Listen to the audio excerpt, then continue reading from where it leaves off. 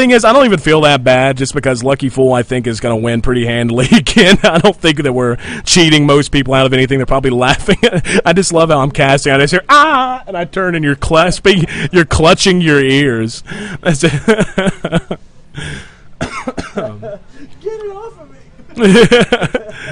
So Deceive kind of pinned back in his base now. We see the Banshees and the Cloak on the way.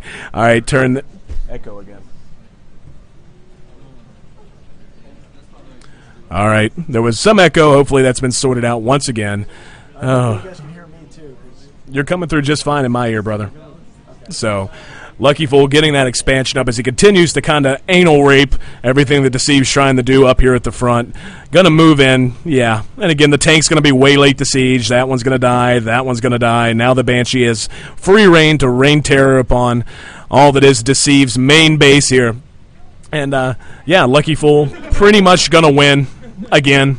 So if there was any game for everything to go hellaciously wrong in, I would say this would be the one. And again, not to hate on Deceive, that any guy who's going to come out and hang out with us and put up with us at Cyberground is a guy that I owe a due number of thanks, as well as Steel Series and Red Bull. So an absolute pleasure to have him here. He's just actually just really outclassed by Lucky Fool. But then again, to be honest, the majority of players in the world would be outclassed by Lucky Fool. He's a guy who's looking to go and tear shit up, so to speak, to put it in very kind terms, at Columbus, MLG Columbus. New member of NRG. Well, fairly new. He's been a member of NRG for a couple of weeks, maybe a month now. But really poised. And, and that's what's so fun. If you are a gamer, especially if you're an SC2 gamer, you got to make sure you come down to Cyberground once in a while, because no joke, you're going to run into some guys who are like in the top 25, top 50-ish range of best players in the United States. Absolutely no joke on that. So Lucky Fool definitely a contender for that kind of a title, as is Revolution. Revolution defeating Lucky Fool on his way to winning the last LAN event we had just last week and securing a multi-$100 prize, cash prize, courtesy of Cyberground.us, of its Gosu, and, of course, of all of our sponsors. So, I'll tell you what, I'll give Deceive points for nothing else, tenacity. He's just kind of way behind and just kind of forgetting where his GG key is. But I got to give it to him, though, because I would do the exact same thing. Regardless of whether or not you're winning, losing, or drawn, you're still in the game. You're still trying to do what you can. Awesome. And this is the losers bracket, so if he loses this game, he's out for good. He's out of the tournament for real, not for play. So he's going to have that one poor little tank trying to hold the line here. Now come the mules and the SCVs. So, yeah, any moment now. Any moment. Hopefully, I'm hoping everything sounds right in the stream, because I've just about reached the limit of what Deceive saying. Didn't think you would do that again, bro, but, hey, if it ain't broke, don't fix it. And you kind of need the... Quit. Because they can't hear it. I can't hear it. I'm going to stream. Okay.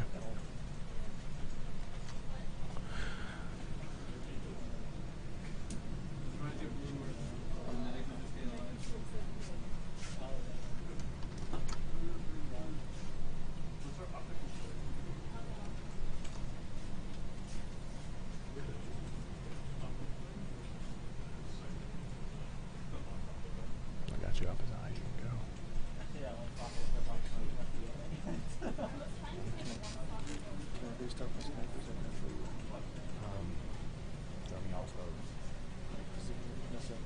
Well, just kill out here. That's all. Here it's fun. I'm getting a lot of feedback from you. I think it's off the mic, but it's just because it's still way high. Well, the problem is your mic's picking up my vocals so heavy. Yeah. And if you're not coming through the stream, wow, that's bizarre, because you're coming through Skype perfectly fine. Yeah, it really sounds like that. It's got to be your computer. Yeah, it's just because it's done. So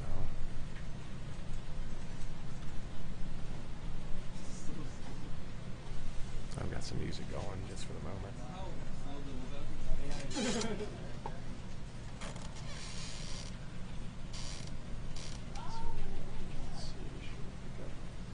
Let's see.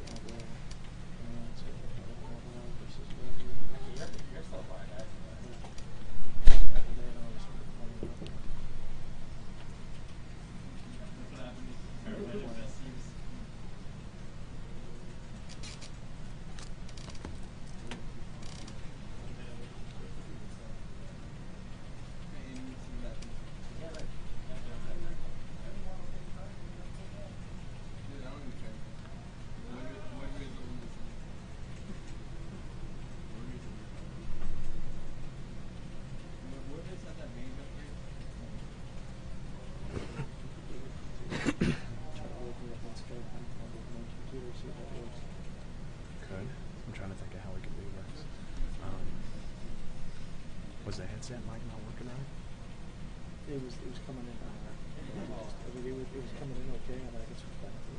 No, I'm just trying to figure out because I don't want to delay things too terribly much. Yeah, I don't want to. No, I'm trying to think how we can fix this because I'd like to have you on this. I just don't know what the. Wait, it was working fine earlier, right? Yeah, I honestly think it's just because it's not. I think it's because I didn't keep the fans on. I forgot about it. Okay. That'd be an issue, but apparently it is because. The microphone is really quiet, says Skype. I'm trying to think how we can deal with this.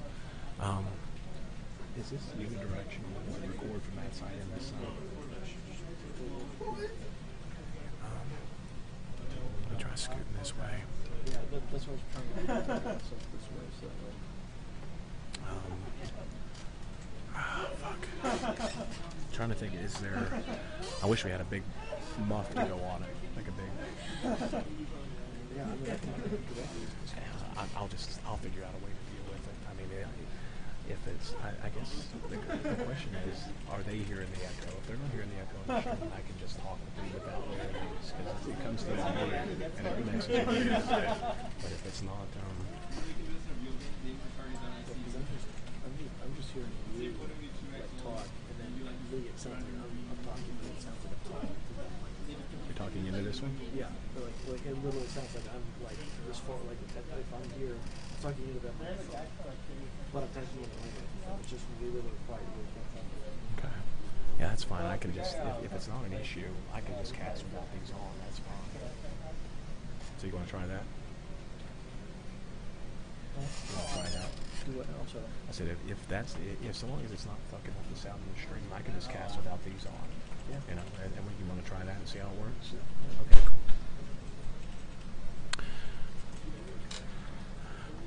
All right, guys, we're back once again. Think we figured out another jerry-rig solution. Why? Because we like to half-ass shit here at itsgosu.com. Got a packed house here at cyberground.us. Once again, I'm AC, that's Red Mage JR, and this is the IG LAN event #1, the inaugural edition, brought to you by itsgosu.com. Brought to you, of course, by our lead sponsors, SteelSeries, Red Bull, and Max Integration, and, of course, our other merry band of little sponsors that we have for all of our events. Hypocrite Games, cyberground.us. It's exactly where we are, so make sure you check that out online.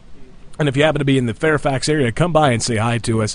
And San Yamabushi Jujutsu and Combination Goju Ryu School of Self-Defense. And you can find more info on that at sanyamabushi-goju.com. So we're going to get Red Mage on the mic, and hopefully everyone's going to be able to hear him. Go ahead, my friend. All right, let's see if that works there, AC. Hopefully it does, because we try to fix it as best as we can. So if you guys can still hear me, please let me know in the stream there, because sometimes my laptop just tends to suck. Oh, yeah. So, actually, and it seems like this is actually going better than we expected. I thought I was going to have to sacrifice my headphones because that was what was causing me to hear myself echo. And all of a sudden, I'm not hearing any echo. So, if everyone can hear you speaking, I think everything's going to be just fine here in IG land.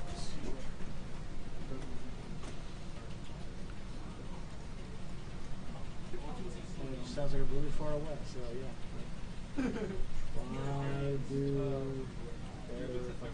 Actually kissing the mic at this point and kind of making out with it, which I know is probably upsetting. Oh yeah, you see how I cast, man. Yeah, yeah. Oh no, that's how you got to do it, man. You got to make sure. Yeah, I'm totally Barry Whiting the microphone at this point. No, that's how you guarantee better game fidelity, or excuse me, better sound fidelity. You get closer and speak lower. If you start screaming, chances are you're going to start hitting the peaks and popping your peas, so to speak. So it looks like, given the feedback, it looks to me like everything's going okay in the stream. I'm hoping so, genuinely hoping so. And now we get it's the joy of trying to find another game, right? Yep, joy of trying to find that kind of stuff out. I'm actually waiting to see when Revolution and Avalo are finished with their game matchups there.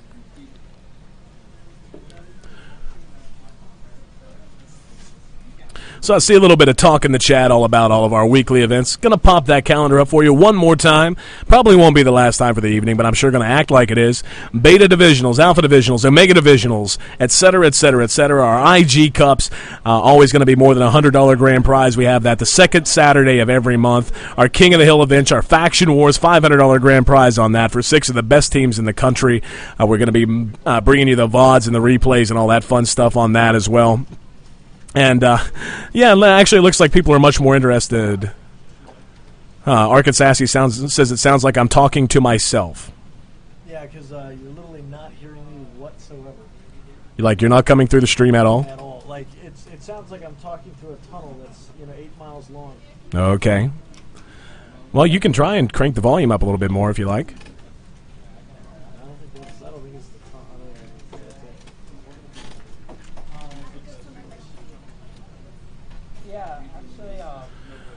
All right, folks. Going to let you groove to a little Ronald Jinkies action for the moment. We're trying to get our next game set up as well as get a Red Mage completely set on his audio issues. You guys are such saints. I just want to point that out. There's a certain group of you that have been hanging out with us for so long, most of the day, putting up with all this bullshit. It's as frustrating for you, I'm sure, as it is for us. But thanks so much, guys. Really means a lot. And I see we've actually been tweeted, and we've actually been liked, and we've actually been followed a few extra times. So whoever did that, thanks so friggin' much. Hey, Carpole.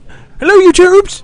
Oh, yeah. Check out Ronald Jinkies on YouTube. Seriously, you're going to be friggin' blown away. Hey, I'm trying. Don't blame me, Augusting. Augusting says the lack of Red Mage on stream cost 2 viewers. I'm trying like hell, man. Trying like hell. It's him trying to get all kinds of cute with that new microphone that we got again. Exactly.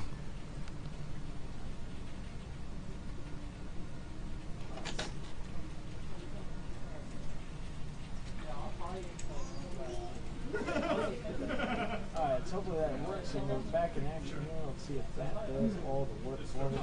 And that's what it looks like it's going to do. So, yeah. I'm hearing you. I'm hearing you just fine. Oh, yeah. I'm not sure how I feel about that. Augusting says, to try is to fail, a wise man once said.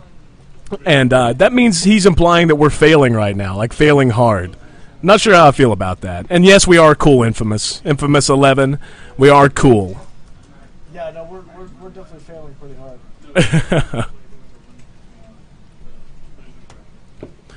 All right, so still trying to track down this game. I'm pretty sure we're actually going to get the finals up from the winners bracket finally. I'm pretty sure we've got the personnel in house to be able to get that going. Thanks, Don Job. Throw a game up on MLG Shattered Temple, and then we'll do Revolution versus Villa for the winners bracket finals. All right, yes, finally we got the confirmation. I'm going to have the winners bracket finals. VT Avalo taking on Revolution of Team Revoki. Two absolute powerhouses, both of them, especially Revolution after winning the last DC LAN event last week here at Cyberground. Definitely going to be a favorite to take home the gold here and come out of this winners bracket. But keep in mind, no matter who loses this, they're still going to have a chance to make it back up by coming up through the losers bracket as well. So...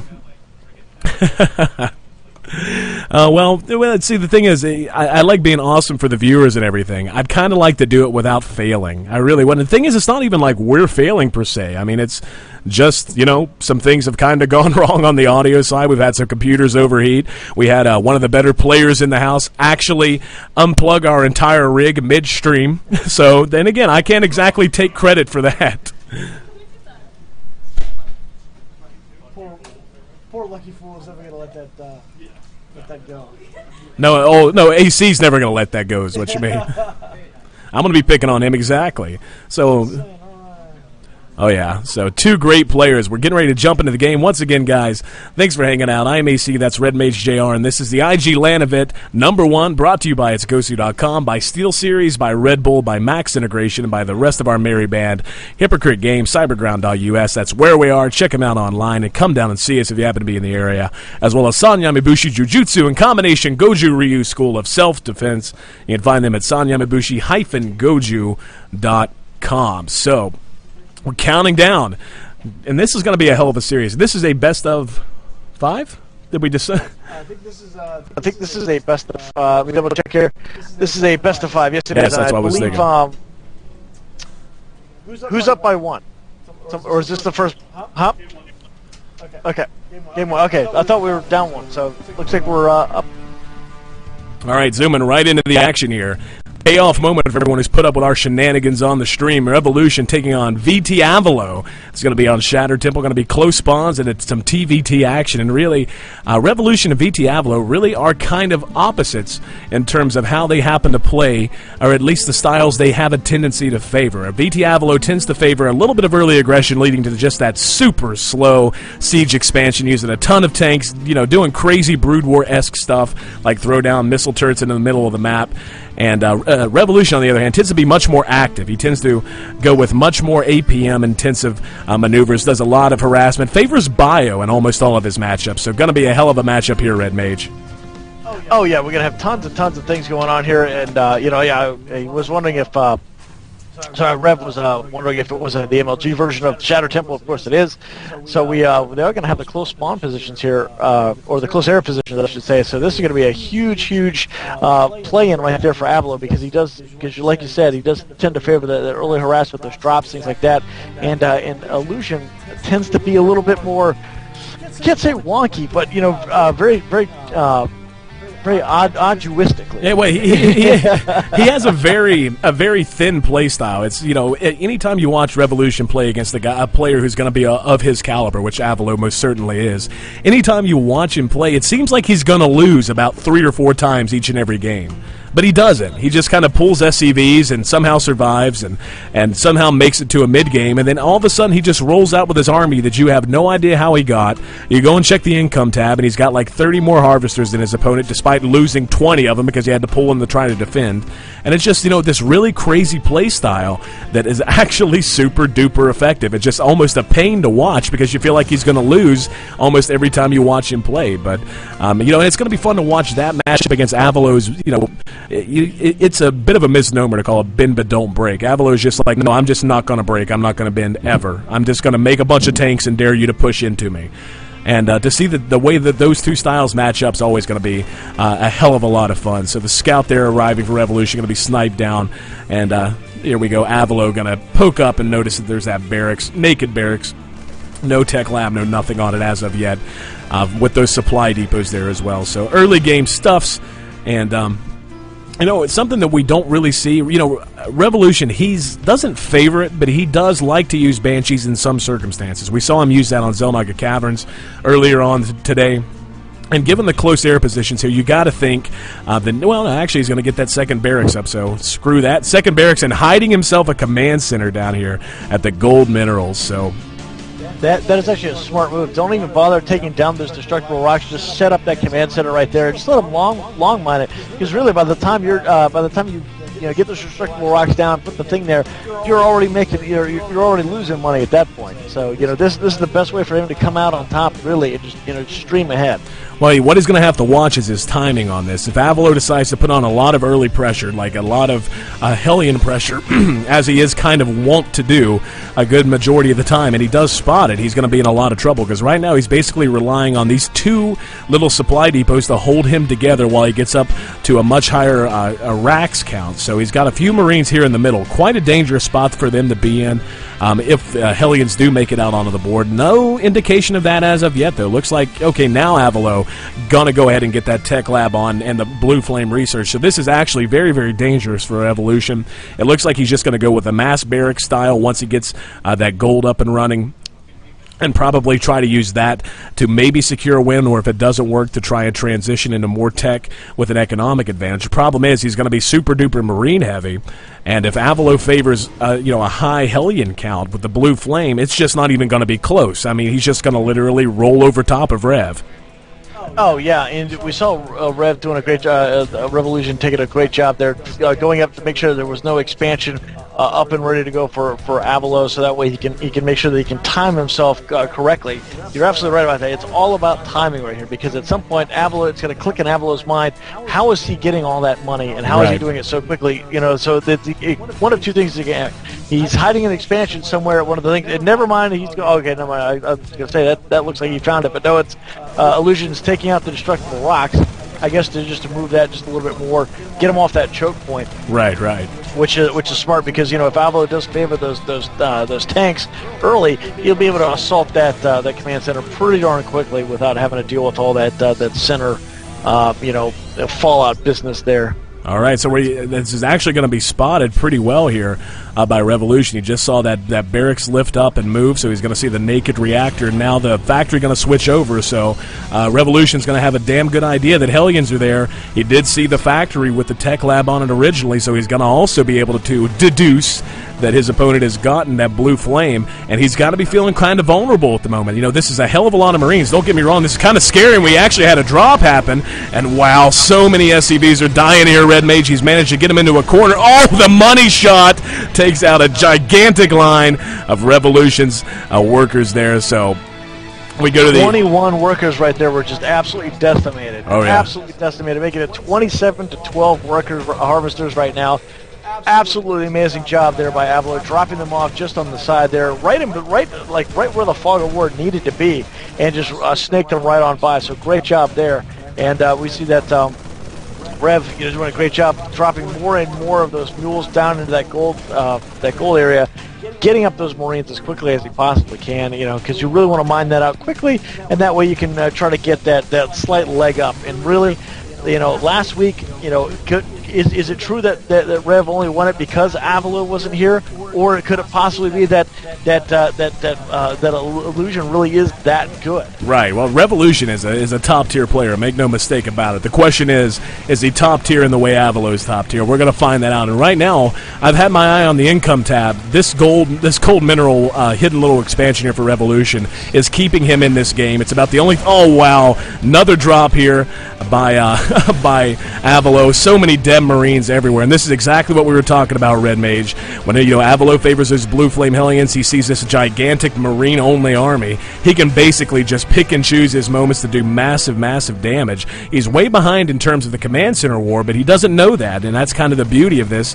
Hiding this over by the gold, the fact that he's actually quite a number of harvesters behind, but is hanging in pretty damn well in terms of income. Is really being Revolution's saving grace. A couple more Hellions now moving up the poke, and right now Avalo's got to be suspecting something. He's going to move in, he's going to see, no, there's no expansion here. How is it that he has that many barracks, that he has that many Marines, and that even though I've taken out that many workers, he's still hanging in terms of the economic battle? So the Banshee for Avalo continuing to pick at the supply depot, just taking whatever free damage she can get because she's so much harder than the medic. And so Revolution. No freaking way. But Avalo at the same time, he's got that one SCV all the way there on the right hand side, right about the 3 o'clock main right now, making sure that there's no expansions going down over there to make sure, and then at the same time, Illusion, to try to keep that illusion, so to speak, up and running. He's positioned Marines all over the place, so that way he can't see that gold expansion. And right now, you see lots and lots of those mineral beds are being just absolutely just defeated by him, and we see these these cloaked banshees right now coming in.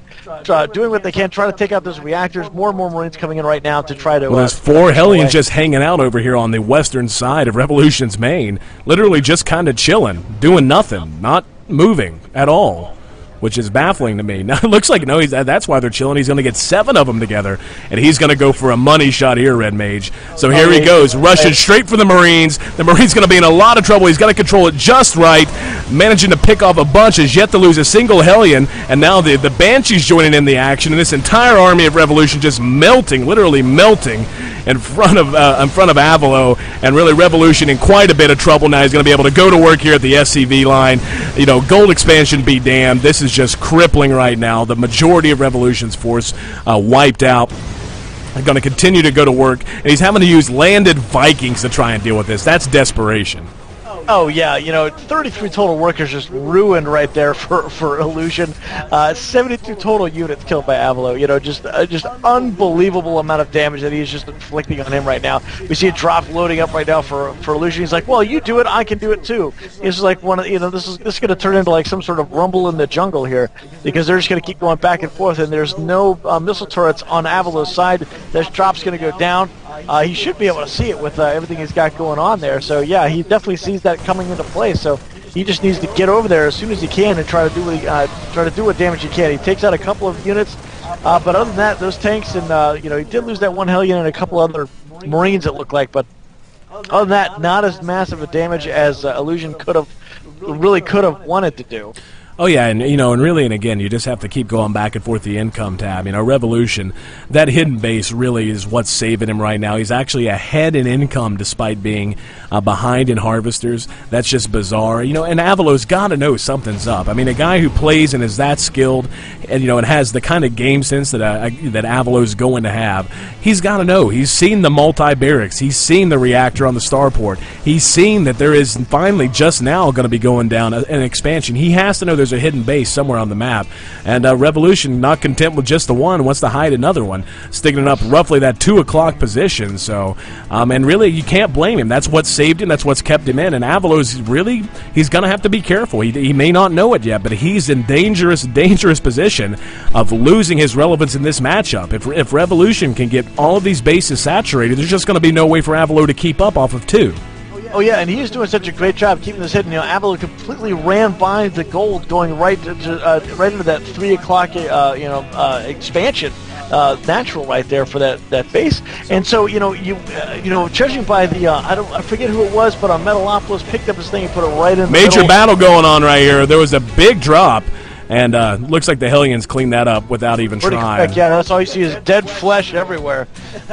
So that's not great right there. But yeah, you need to start checking those golds, because that's the money go for right there, especially on Shattered Temple. Oh, these Hellions moving out in the no man's land.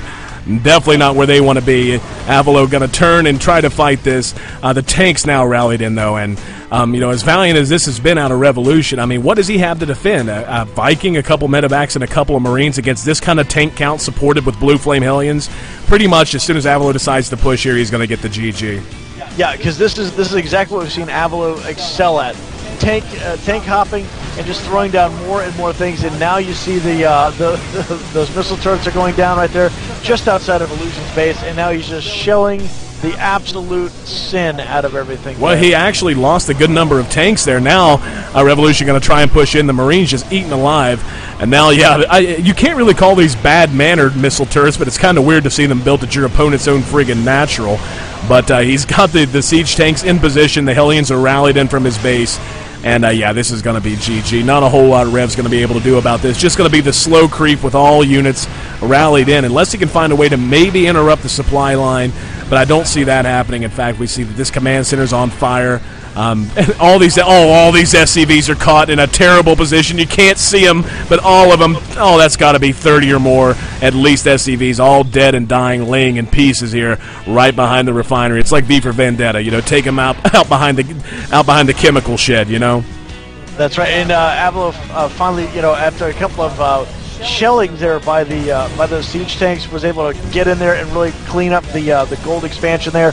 We see Revolution's picking up more and more of his units, trying to move them off, get more and more. We see offensive sensor towers going in everywhere. He can see almost that entire baseline of Revolution. This is going to force him to make whole new mains in those other mains. Now he's had that main up for at least 15-20 seconds and hasn't done a thing with it all the way over there. Right. Now we see the missile turret being built up on Revolution's actual main ground here, supported with the tanks down below. And again, a tournament like this, you don't blame Revolution one bit for hanging in, but really this game is all but essentially over. You've got this Hellion right here in this this command center just going to land itself. Just say, hey, whatever, bro. Don't worry about it. Don't worry about it. It's fine. It's fine. But Avalo just in an absolutely tremendous commanding position right now. Even landing the mules. Did he just? Oh no! For repair, or I was gonna say, did he drop him to repair or what? But that may have been Revolution's mule actually. Try to sack him out there, but we see Avalo taking his gold expansion right now, seeing that this is the prime time to just make it happen, Cap. And just more and more shelling going on. Well, there's got to come a point where Avalo actually gets a little bit frustrated here. This game's over. That man has the patience of a saint. He can reach out. He's like a starving tiger that will wait forever and ever to get that one good kill. That's exactly what he's doing. He will just sit out there for hours, and and at some point, Illusion is going to be the one that's going to be like, all right, I'm tired of this. And just runs out. What is he doing? He just lifted up this factory, landed it right there at the choke so it could be shelled to death yet again. So, I mean, not even sure what's going on, but looks like Revolution's going to try to make a last stand. He's elevated some troops down. He's trying to gather them in the middle here. He's going to try and put together some sort of counterattack, and this is going to be his last, I mean, if you want to call it a last chance, although it seems like the last chance was over quite some time ago. And, oh, man, he better not be. He better not. He's got a command center hidden up at the top right. He better not be doing what I think he might be doing, which is basically just BMing. That's right. Well, what Illusion needs to do at this point is take a page right out of Avalur's playbook. Just get tons and tons of Ghost Academies and nukes and Ghost and nuke every bit of supply line he's got. Right. So we do see that this command center is coming across here by Revolution. Going to be spotted by Avalo. He's going to see it. So any sort of cuteness Rev had in mind there not going to work out. And now he may be able to run in and do some decent damage here. But in the meantime, I just want to point out, while all these shenanigans have been going on, the entire main of Revolution has just been completely annihilated. There's pretty much nothing left. So even though he's going to chase away the gold here, without a doubt, the tank's going to be in a great position to deal with this. More Hellions moving in, cornering Revolution's forces here. So, and again, I mean, call it what you want. I mean, Revolution has just landed a bunch of barracks inside of Avalo's base. And he's making Marines. That's just gets classified under awesome, because that's how you know you're just gonna play a game. So well, it's a very good move is the 23-minute proxy barracks hidden in your opponent's base. I mean, I hear that's very strong. It's a great early pressure. Exactly. It's kind of hard to transition into or out of. But if you can get there, hey, why not? But we see him he's laying down command centers all over the place. What he really needs to do is get unsupply blocked at this point. I don't even think he's got really. Well, SCVs. this game's over. He's have SCVs. Yeah, he's got a ton of SCVs. He doesn't have any SCVs right now, so he's going to have to use these to just make duels. Well, again, it just at this point, this game's over. There we go. Just suiciding into that last tank line. So VT Avalo jumping out to a 1-0 leader in this best-of-5 series at IG LAN event number 1, brought to you by Steel Series, by Red Bull, and of course by itsgosu.com. And we'd definitely like to thank Torin Hire and Mr. Mini-Me for running the brackets and everything behind the scenes, making sure that we could keep going with what we're doing. As best as we can do it, I guess. Yeah. Well, honestly, I think you and I have done a pretty good job. We can't help that equipment likes to fuck up. Okay, that's not on us. Well, technically that is our quota though, because every time we do an event, or every time I do an event here, something happens with the equipment. I think it's just because Cyberground. There's like it's on an Indian burial ground, and it just doesn't like my equipment. Yeah, that or we need to call Max Integration. I think that's if Max Integration were here, he'd take care of everything for us. But we're just two incompetent monkeys trying to make things entertaining for him. We're doing that at the behest of our sponsors. Thanks so much to them and everyone hanging out in the stream. Of course, check out our sponsors. They deserve it for supporting esports and supporting us. Steel Series, Red Bull, Max Integration, and our wide range of other sponsors for most of our weekly events. Hypocrite Games, Cyberground.us. That's where we are. Check it out in Fairfax. If you're in the area, come out and say hello. Max Integration, and of course, San Yamabushi.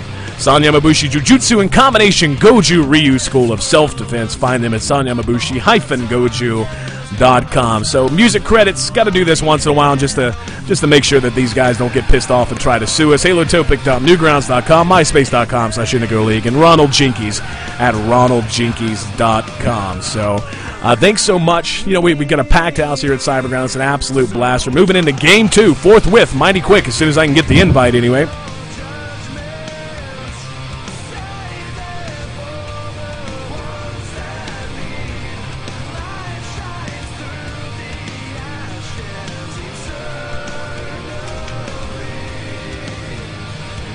All right, so going to be MLG Shakura's Plateau, going to be the site of this Game 2.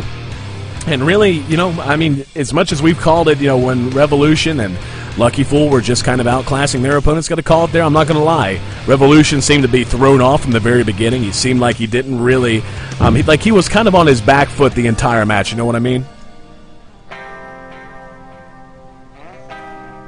Okay, I'm talking to the wall, apparently. Oh, hey, see what's going on? There's a world going on around me. Besides me staring at the screen like an idiot. For a minute. It's okay, no problem, brother. Hey, in fairness, it is 6 p.m. We've been here working in some sort, form, or another since what? 9 a.m. 9:30, yeah, 9 a.m. So always a blast. But so we definitely want to thank Red Bull for tuning up the sugar rushes going on. That is for darn sure. all right, jumping back into the game, there's going to be Shakura's Plateau. Revolution going to be spawning right at the top, right beside VT Avalo. Now, Avalo is not a player who exactly favors Banshees. We mentioned that before. Neither is Revolution, really, but both are known to break them out when it makes sense. And on right now, on a map like this, in these spawn positions, it makes a good amount of sense, especially if you can do it following a quick expand. We've seen Revolution. Revolution loves to take expansions. He's no GG Last Shadow, don't get me wrong. But he likes to expand when he feels like he's got room to do so. The infested Terran that we like to call him, the infested Terran, and although I feel like we need to give Avalo some sort of Zerg-like nickname too, because he spreads tanks like creep. So maybe we need to call him like the corrupted Terran or whatever. What's the thing? God, I can't remember what half the Zergling stuff does. It tells you how much I play on the Zergling. Yeah. Well, you still haven't played Brood War, right? I still haven't played Brood War. That is correct. I've never played Brood War. I'm still. Although I just did reformat the computer, so hopefully I can get an opportunity to load Brood War and to actually play that, so I can enjoy what everybody keeps talking about with all these dragoons and all this. 8 Oh no. Okay, as soon as you bring up dragoons and you say enjoy, just wait until you try to move them. Okay, just wait until you try to do shit with them. Yeah, try that. No good, right? Well, it's let's just say it was, at the time, there was no bigger budget or bigger, better-looking game than StarCraft. It looks dated now, of course. It's 12 friggin' years old.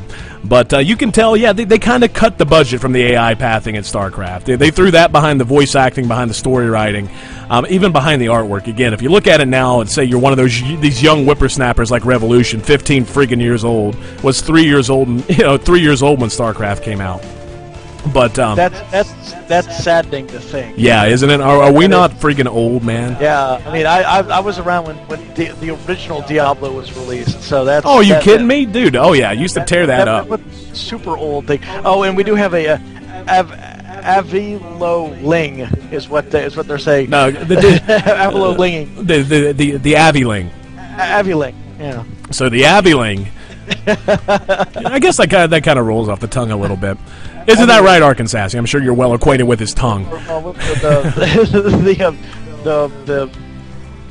Banalos or whatever, you know what? Think of them. Yeah, but I definitely like that. Good suggestion there, Infamous. So, or Infamous 12. All right, back to the game. Revolution and there's a game. Revolution and Aviling or some sexual innuendo, somewhat resembling his name.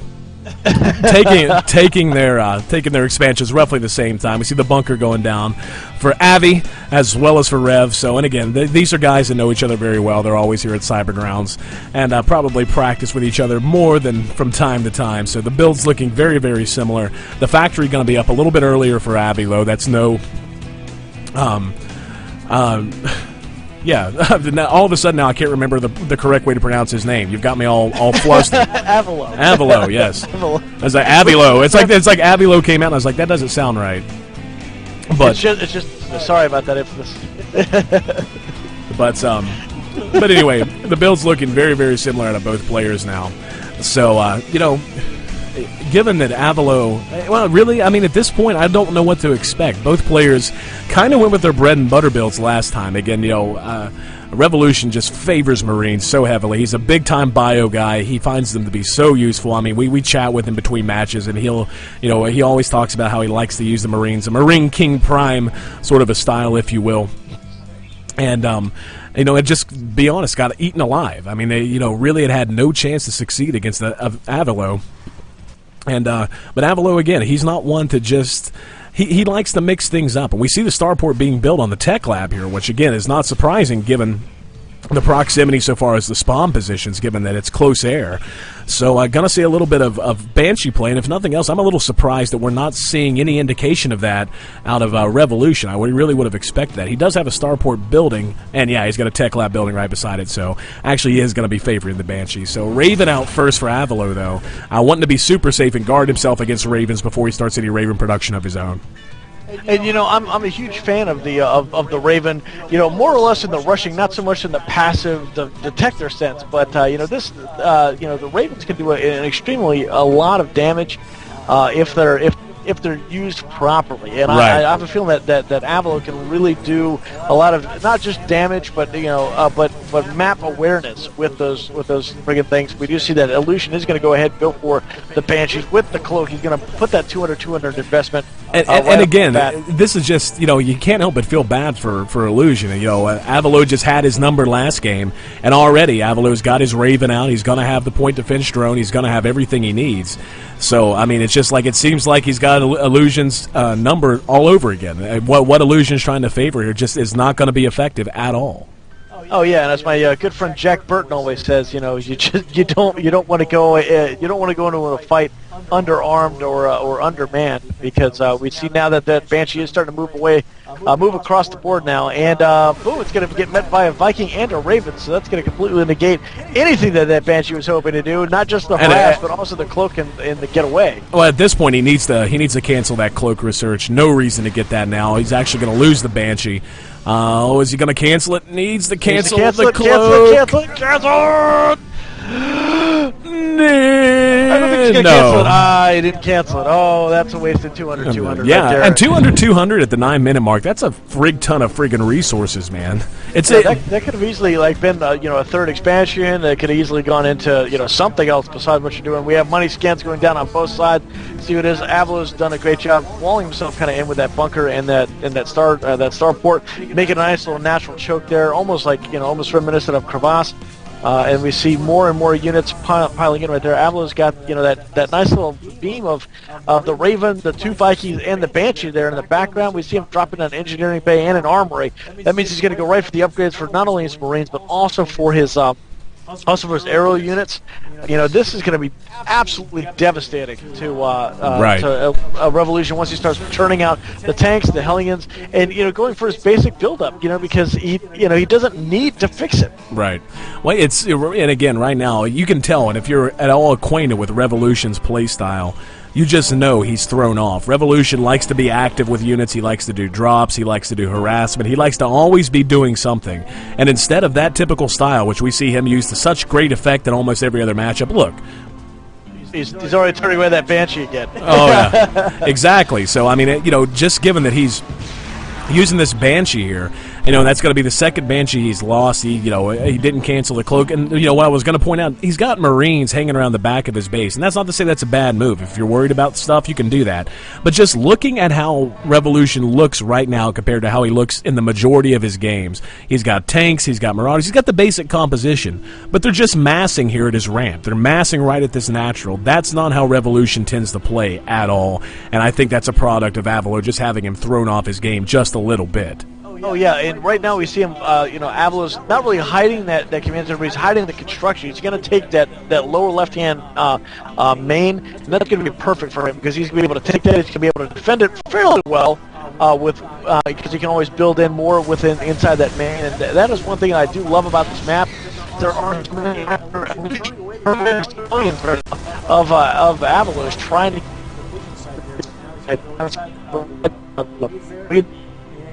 And hey, blame Cyberground, man. Oh, it's the ghosts. They're coming back to get you.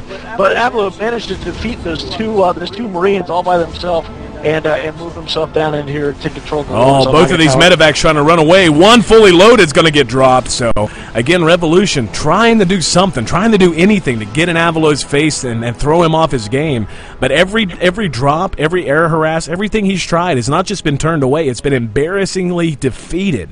I mean, it's one thing if he gets in and doesn't do much damage. It's another thing to not do any damage and lose all your units in the process. So, oddly enough, though, Revolution he's up higher in supply. We go to the income tab. He's right there with Avalo. So, it's one of those things. You just wonder how Revolution does it, especially when he's losing so much, but he's not looking super duper weak. But here it comes. Here comes the big tank push that we know and love from Avalo. Tank count right around 8.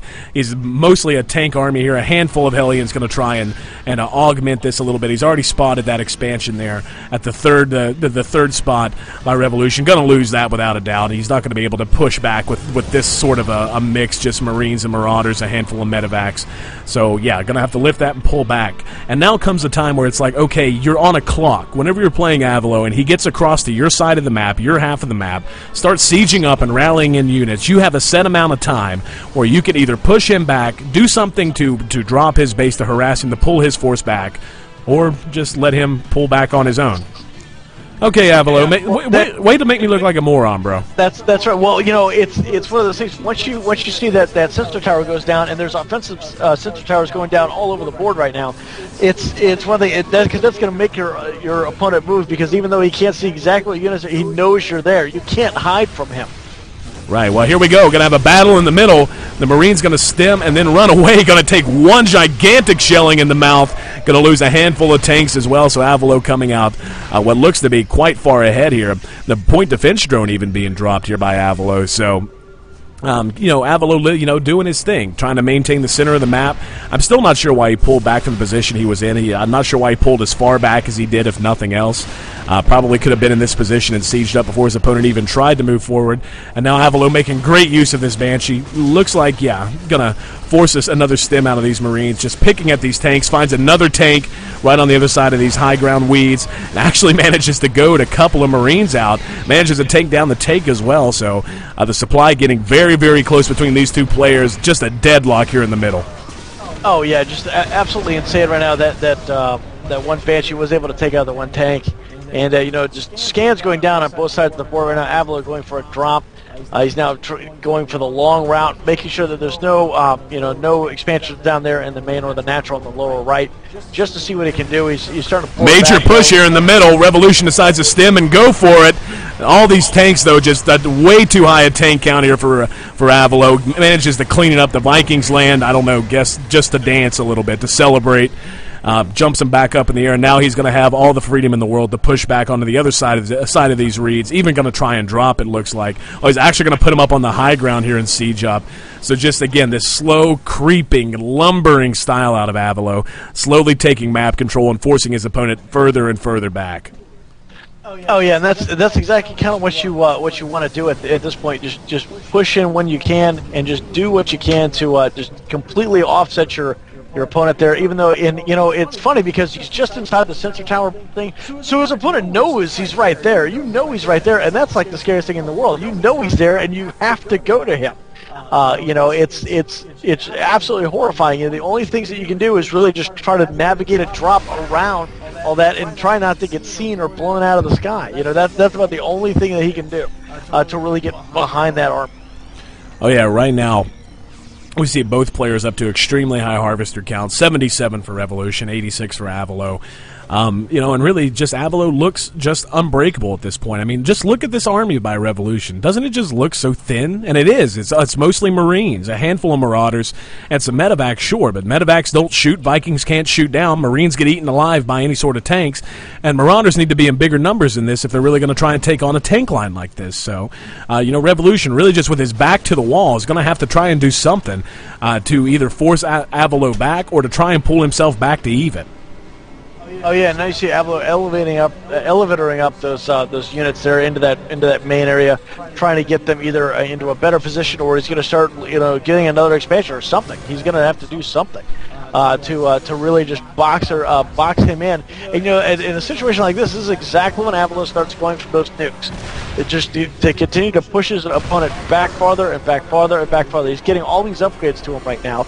At some point, Illusion's just going to have to go for it. He's going to have to leave them all and try to get the zombies as much as he can, because that's about all he'll be able to do. Well, right now, Revolution, if he has anything going for him, he does have a superior Viking count. That's going to grant him a vision advantage. but that's not going to matter much when you have every bit of one siege tank, okay? Vision advantage kind of stops mattering, and Revolution's at the cap, so it's not like he's planning to get a lot more tanks. He's just using the Vikings here for vision, but again, one siege tank doesn't really matter, so Avalo going to push a little bit. Revolution responding quite quickly to that. He's really got an open road here just to try and take on this orbital command if and when he wants, and just a true standoff here going on at a Revolution really with his back against the wall. He's out of places to expand. They're basically cut off now by Avalo. He's got this tank here. He's got the vision with the SCV and the missile turret, so he's going to know if his opponent tries to do anything, so he's actually going to take a step forward, moving a good bunch of tanks up, getting them in a better position to shell. And, again, this is what happens. This is what I was driving at earlier, even though Avalo pulled back, was once he starts doing this, you're on the clock. He will gradually creep himself ahead and gradually get right in your mouth. And, wow, he's got, looks like all of his SCVs going for the death charge here. So he rushes right into the tank line. This just makes you think of the Civil War battles, just those hopeless battles. He's doing a good amount of damage, though. Is he going to be able to clear this up? Oh, wow. It looks like... He did a great job clearing it, but unfortunately it cost him pretty much that entire army right there, trying to get everything in he could. Absolutely amazing there by Illusion, but Avalo just going to be able to come right back from this really quick because he does have so many unit-producing structures, and he does have a couple of lone units just kind of hanging out every so often. But yeah, those medevacs are going to have to be working double time to try to heal up that entire army right now. Well, Revolution down to 11 harvesters. He included almost all of his SCVs in that attack. He managed to break the line. But as you mentioned, Avalo, he's still got 154 supply. He's still got all of his production facilities. Still has all of his SCVs. If he's going to win, he's going to have to use these units he has now and try to do something magical with them. Avalo trying to run these SCVs away. But again, look, he's got siege tanks in position. He's got a decent amount of Vikings. But, Revolution, he's continuing to churn out as much as he can. Quite a high mineral count there out of Avalo. Up to 2,000 minerals. Could probably maybe be putting those to use a little bit better. Now he's going to siege up, and this is where it gets tough. Revolution going to run right into this, lose a handful of units. And at this point, a handful of units is his whole army. He's just going to stem in and try and make this work. Not going to happen. So there's the GG. So right now, Avalo one win away from claiming, it's not claiming a championship per se, but from winning the winner's bracket here at our IG LAN event #1, brought to you by itsgosu.com. Absolutely right about that, AC. Go to itsgosu.com, see everything that we have lined up for the rest of the year. Really, 5 to 6 tournaments a week between now and the end of the year for every level of play. Everything for the bronze all the way up to the grandmasters. Happening just basically Monday through Wednesday, and then Sunday through Wednesday, and then occasionally some Fridays, Saturdays, days like this where we get to come out here to Cybergrounds, have ourselves a nice little LAN event like this. Oh yeah. We definitely want to thank Cybergrounds for letting us come in, and we definitely want to thank all of our sponsors, Red Bull for coming out, Steel Series for supporting the event, and of course, we want to thank Tor and Hire and Mr. Mini-Me for running all the brackets and getting everything up and running for this morning. AC and I could try and not to break the computers in half before we had a chance to watch everything. Exactly. By the way, it seems like everything's, I don't mean to jinx it, but now that we've got the mic issue sorted, now that we've got the your laptop cooled off, I think we're in good shape. Everything seems to be running pretty smooth now. Yeah, everything seems to be running good. Way to make it worse. So this is gonna be absolutely crazy as we get in here, and we definitely are having a good time out here. We're having our Red Bull. We're kind of hanging out with everybody here on the stream. People are kind of hanging out on the couches. They're watching everything going on. And of course, everybody. We want to wish everybody good luck if they had an opportunity to play in the MLG pre-qualifiers today with our good friends over there at Hypercrew. And we're not going to be at MLG, but we definitely want to congratulate everybody that is going there and wish everybody the best of luck going in. Oh yeah, absolutely. Just the caliber of players we happen to be casting right now. Avalo, Revolution, Lucky Fool, guys that really are going to be rolling into Columbus, looking to make some waves, guys that everyone should be on the lookout for. It's a pleasure to cast them. It's a pleasure to be here with them at Cyberground. If you're in the Fairfax area, come out and say hi to us. Again, I'm AC, that's Red Mage JR, and this is the IG LAN event brought to you by Red Bull Steel Series, Max Integration, and of course, it's Gosu.com. Check out itsgosu.com. So, looks like we're trying to getting the countdown now. And for those, by the way, I'm wondering what the awesome tunes you're hearing in the background right now are. This is the remix of the Rocky song by Ronald Jenkins. Pretty baller stuff, if and you ask me. So, It is pretty baller. I actually heard it for the first time. Despite no matter how many times you've played it, this is the first time I've ever actually heard it. Was this morning. I actually heard it all the way through. Unbelievable. It actually, yeah, and it's funny, from where we cast, usually we're not live together. We're usually a couple 100 miles apart, give or take. Because of that, whenever I'm running the music in the background, you usually don't get to hear it. But I'm glad you finally got around the download. It's good stuff, man. But it's pretty hot. Well, actually, I have to thank Pandora. I actually typed it into Pandora, put it in Ronald Jenkins right there. Actually, I did look him up on YouTube too, so I could see the "Hello YouTubes" and things like that. It was "Hello YouTubes." Hello YouTubes. It's pretty. And at first, I thought he had some sort of English accent, but I guess it's just like a redneck. If I'm not mistaken, he's actually from Louisiana. I'm almost positive. And not like Bayou, Louisiana. Like we're talking like out in the sticks, but not enough to have culture, Louisiana. You know what I mean? Deep white trash, Louisiana. Guys, or the swamp thing, Louisiana, kind of thing going on there. Oh yeah, I think I could be very wrong. Anyway, here's an interesting bit, because the last match we were describing the Civil War fighting, right there, and. How back in the day, back during the Civil War, there was such a shortage of cannonballs that the federal was actually paying out money for people if you found a cannonball to return it to them. Right. But they had to put a disclaimer to stop trying to catch them in the middle of the battle with your bare hands. Oh wow! It could cause death or dismemberment. Like how how much money were you paying for this thing for people to rip your own arm off trying to get it exactly in mid-battle? Well, to be honest, to me, that's Darwin at work. It's just like, no, actually, guys, go ahead. We don't need you in the gene pool. If the money's worth it for you to attempt to catch mid-battle a cannonball, yeah, go ahead. We're fine with it. Honestly, the old style of Napoleonic fighting is probably like one of the worst ideas I think America. You know what the whole principle behind that was, and this is no joke. The principle behind that style of fighting was it wasn't supposed to be who could wipe out each other's forces the quickest. It was which force would break and run fastest. It was an honor thing.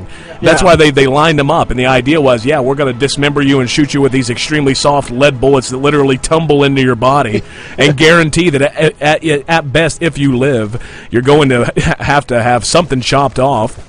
But the idea was like, we're going to inflict this on you because we're gentlemen, and because the gentleman stands and fights, and if you get scared and run away from death and dismemberment, then we win the battle by virtue of you being a coward. Exactly. Oh, we would like to say, we wish to go out, since it is Memorial Day weekend, and just in general, we definitely want to thank everybody that's serving in our armed forces or has served in our armed forces. Thank you guys very much. We can't sit here and play StarCraft 2 if it wasn't for you guys, fighting men and women out there in the armed forces. I come from a very military family: Army, Navy, Marines. Right. From the Air Force, really. I think it's because we didn't want to work on the Stargate projects. You said you didn't want to work on the Stargate projects? I guess they didn't want to work on the Stargate projects. Although we do like to play golf, so there's my Air Force knock for the day. All right, enough of that. But yeah, seriously, for real. Thanks so much to our veterans and to our vettresses. I wonder what the plural for female, because veterans, I know they're veterans. I'm not trying to insult them. I'm not trying to put them in a different class. I'd like to have a different word for our female vets as well. The fighting men and women of the armed forces. Yeah, the veteresses. But anyway, Avalo going to get his expansion up. Rev not quite on top of that, going to be a little bit behind in terms of his expansion. It actually looks like he's going to be going with the Banshee play. The Banshee play shut down almost entirely in that last game, but I guess he's thinking, with the size of the map, maybe he's not going to be expecting it. The Reaper out, though, for Avalo is going to make sure that he is damn well expecting it. Going to move out across the map, and, given where he's got him sent, he's probably going to try and jump up right over here. Yep, there's the attack route. So he's actually going to jump up right beside this starport. He's going to spot the tech lab. He's going to spot the Banshee in production. So that's going to be completely sniffed out. And this is actually big trouble for Revolution, because when you do something like this, when you decide that you want a one base against an opponent expanding, and your idea is I'm going to use tech to punish something, and there we go, the Reaper jumping up, going to spot everything. The Captain Picard, and I saw everything. I've seen everything. Seen everything. But and a close fall off. But it's too late. I've seen everything. But Reaper going to be cleaned up. It doesn't matter. He did his job. He spotted the starport. Now Avalo is going to know exactly what he needs to do to try and deal with this. And given that Rev has stayed on one base for as long as he has, and we see everything fully mining already down here at Avalo's expansion, if he doesn't do some considerable damage with these Banshees, he's just going to be miles and miles behind.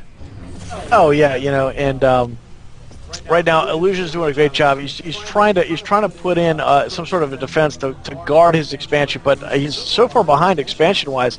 Avalo's already had that up and running. He's just now getting hit. So once that really kicks in for Avalo, he's going to be so far behind that I don't know how he's going to come back from that. And that's really the problem. It's not that Illusion's doing badly. He's not economically on par with Avalo, and that's really when he gets into some serious trouble is when Avalo's, and you can actually tell it probably on the graphs. As soon as that economic advantage starts kicking in, you can see Illusion just starts losing pretty quickly. Well, I like what Illusion's doing now. This is the proper reaction. He knows that his Banshees were spotted. He knows Cloak's not going to work.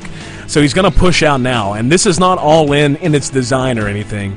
But in a lot of practical ways, this push really is going to determine the outcome of this game. His opponent is extremely weak at the front. He's only got one bunker with 4 Marines and 1 siege tank here to defend. And he's going to lose. Almost loses the Banshee. Yes, now he's going to be able to move in. But if he doesn't do enough damage with this initial push, just as you were saying, all that income's going to kick in for Avalo, even though he does have the SCVs pulled at the moment. But he's got to do some kind of damage with this, otherwise he's just going to be too far behind.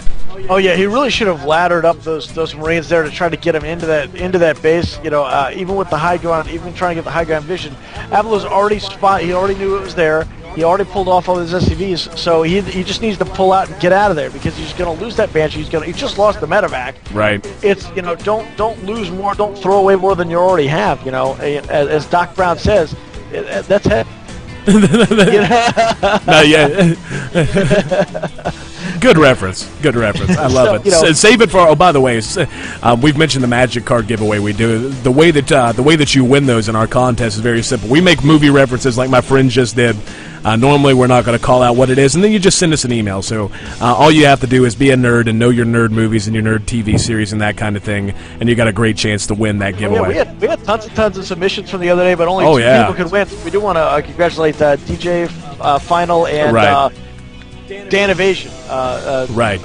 And by the way, it's say if for whatever reason you can't tune into our live stream for those events, we actually keep submissions open until midnight Pacific Standard Time of the day we do the event. So even if you can't tune into the stream live, you've got till 3 a.m. Eastern Standard Time, midnight Pacific Standard Time to go back and watch the VOD. Watch the replay of it on Justin TV under more videos. So or type in the words to Google search and try to find out which movie we were referencing. Right. So those guys actually did a pretty good job. They didn't get the super easy ones that we did. They actually got a little bit of the tougher ones, but they got the ones probably in the first couple hours. Well, you know what? That's just a generational thing, I guarantee you. That's right. Because to us, they're super easy, and to them, it's just like, I have no idea what life was like pre-1996. There was a thing called Betamax. Exactly. Oh hell, dude, are you kidding me? I see a film drop going on right now for Illusion, but it was turned away there by that single Marine, that hero Marine pulled made him go away, holding off the ramp on that far right side. Make that guy a Joe right there. Because he's got the kung fu grip on that Gauss rifle, totally throwing him back and causing the. It almost looked like they were just paratrooping out right there in a J form. I think he's doing that on. Revolution getting his own guys in parade formation here. So. That's right.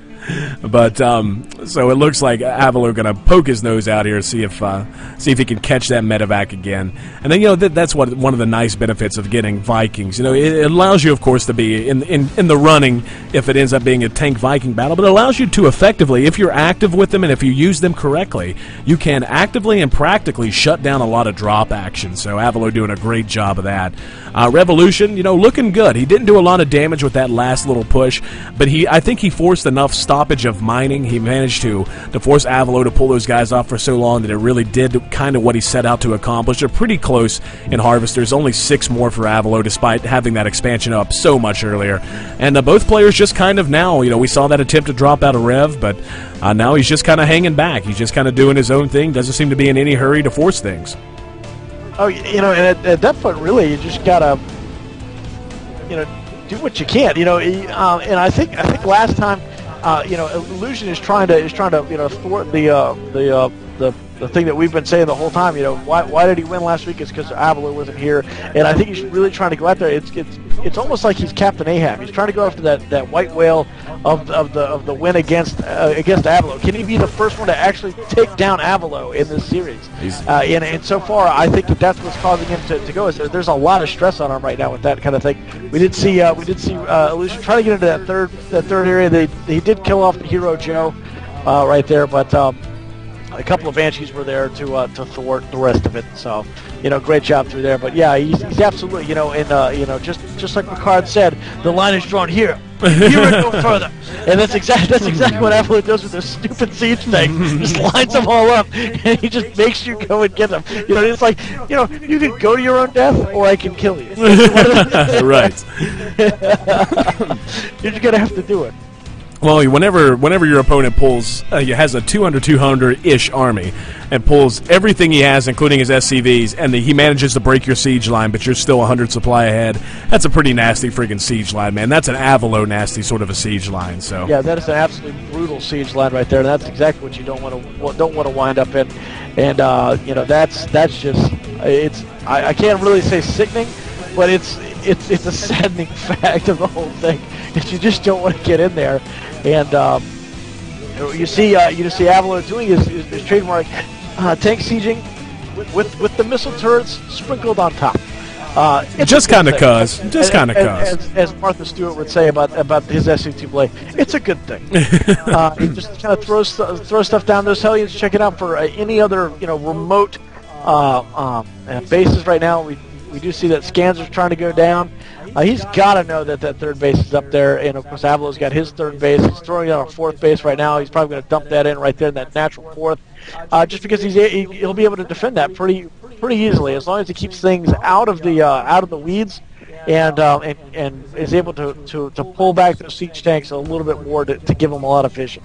Well, I'll tell you, honestly, just watching Revolution play, he's down 0-2. He's one loss away from being bounced out of the winner's bracket on down to try and make his way back up through the loser's bracket again. But this is just not, if you're familiar with the way Revolution plays, the last few games have not looked like him at all. I mean, he's doing stuff. He's dropping off Marines in a few different places. He ran these guys in from the left just to try and scout for expansions. But whenever I think Revolution and how he likes to play, I'm thinking 2-3 dropships always going somewhere, always trying to drop something off, and we just haven't seen that. It's almost like he got intimidated in his first round matchup, or the first game of this matchup, I should say, and he's never really come back from that. And now again, Avalo, and this is what you got to worry about anytime you play him. He hits this critical mass of tanks, and now he's even tacked on Thors just to have some more damage dealing ability and some more heavy mech to tank. He's got the Hellions there, just a handful, just enough to try and deal with any kind of heavy Marine rush.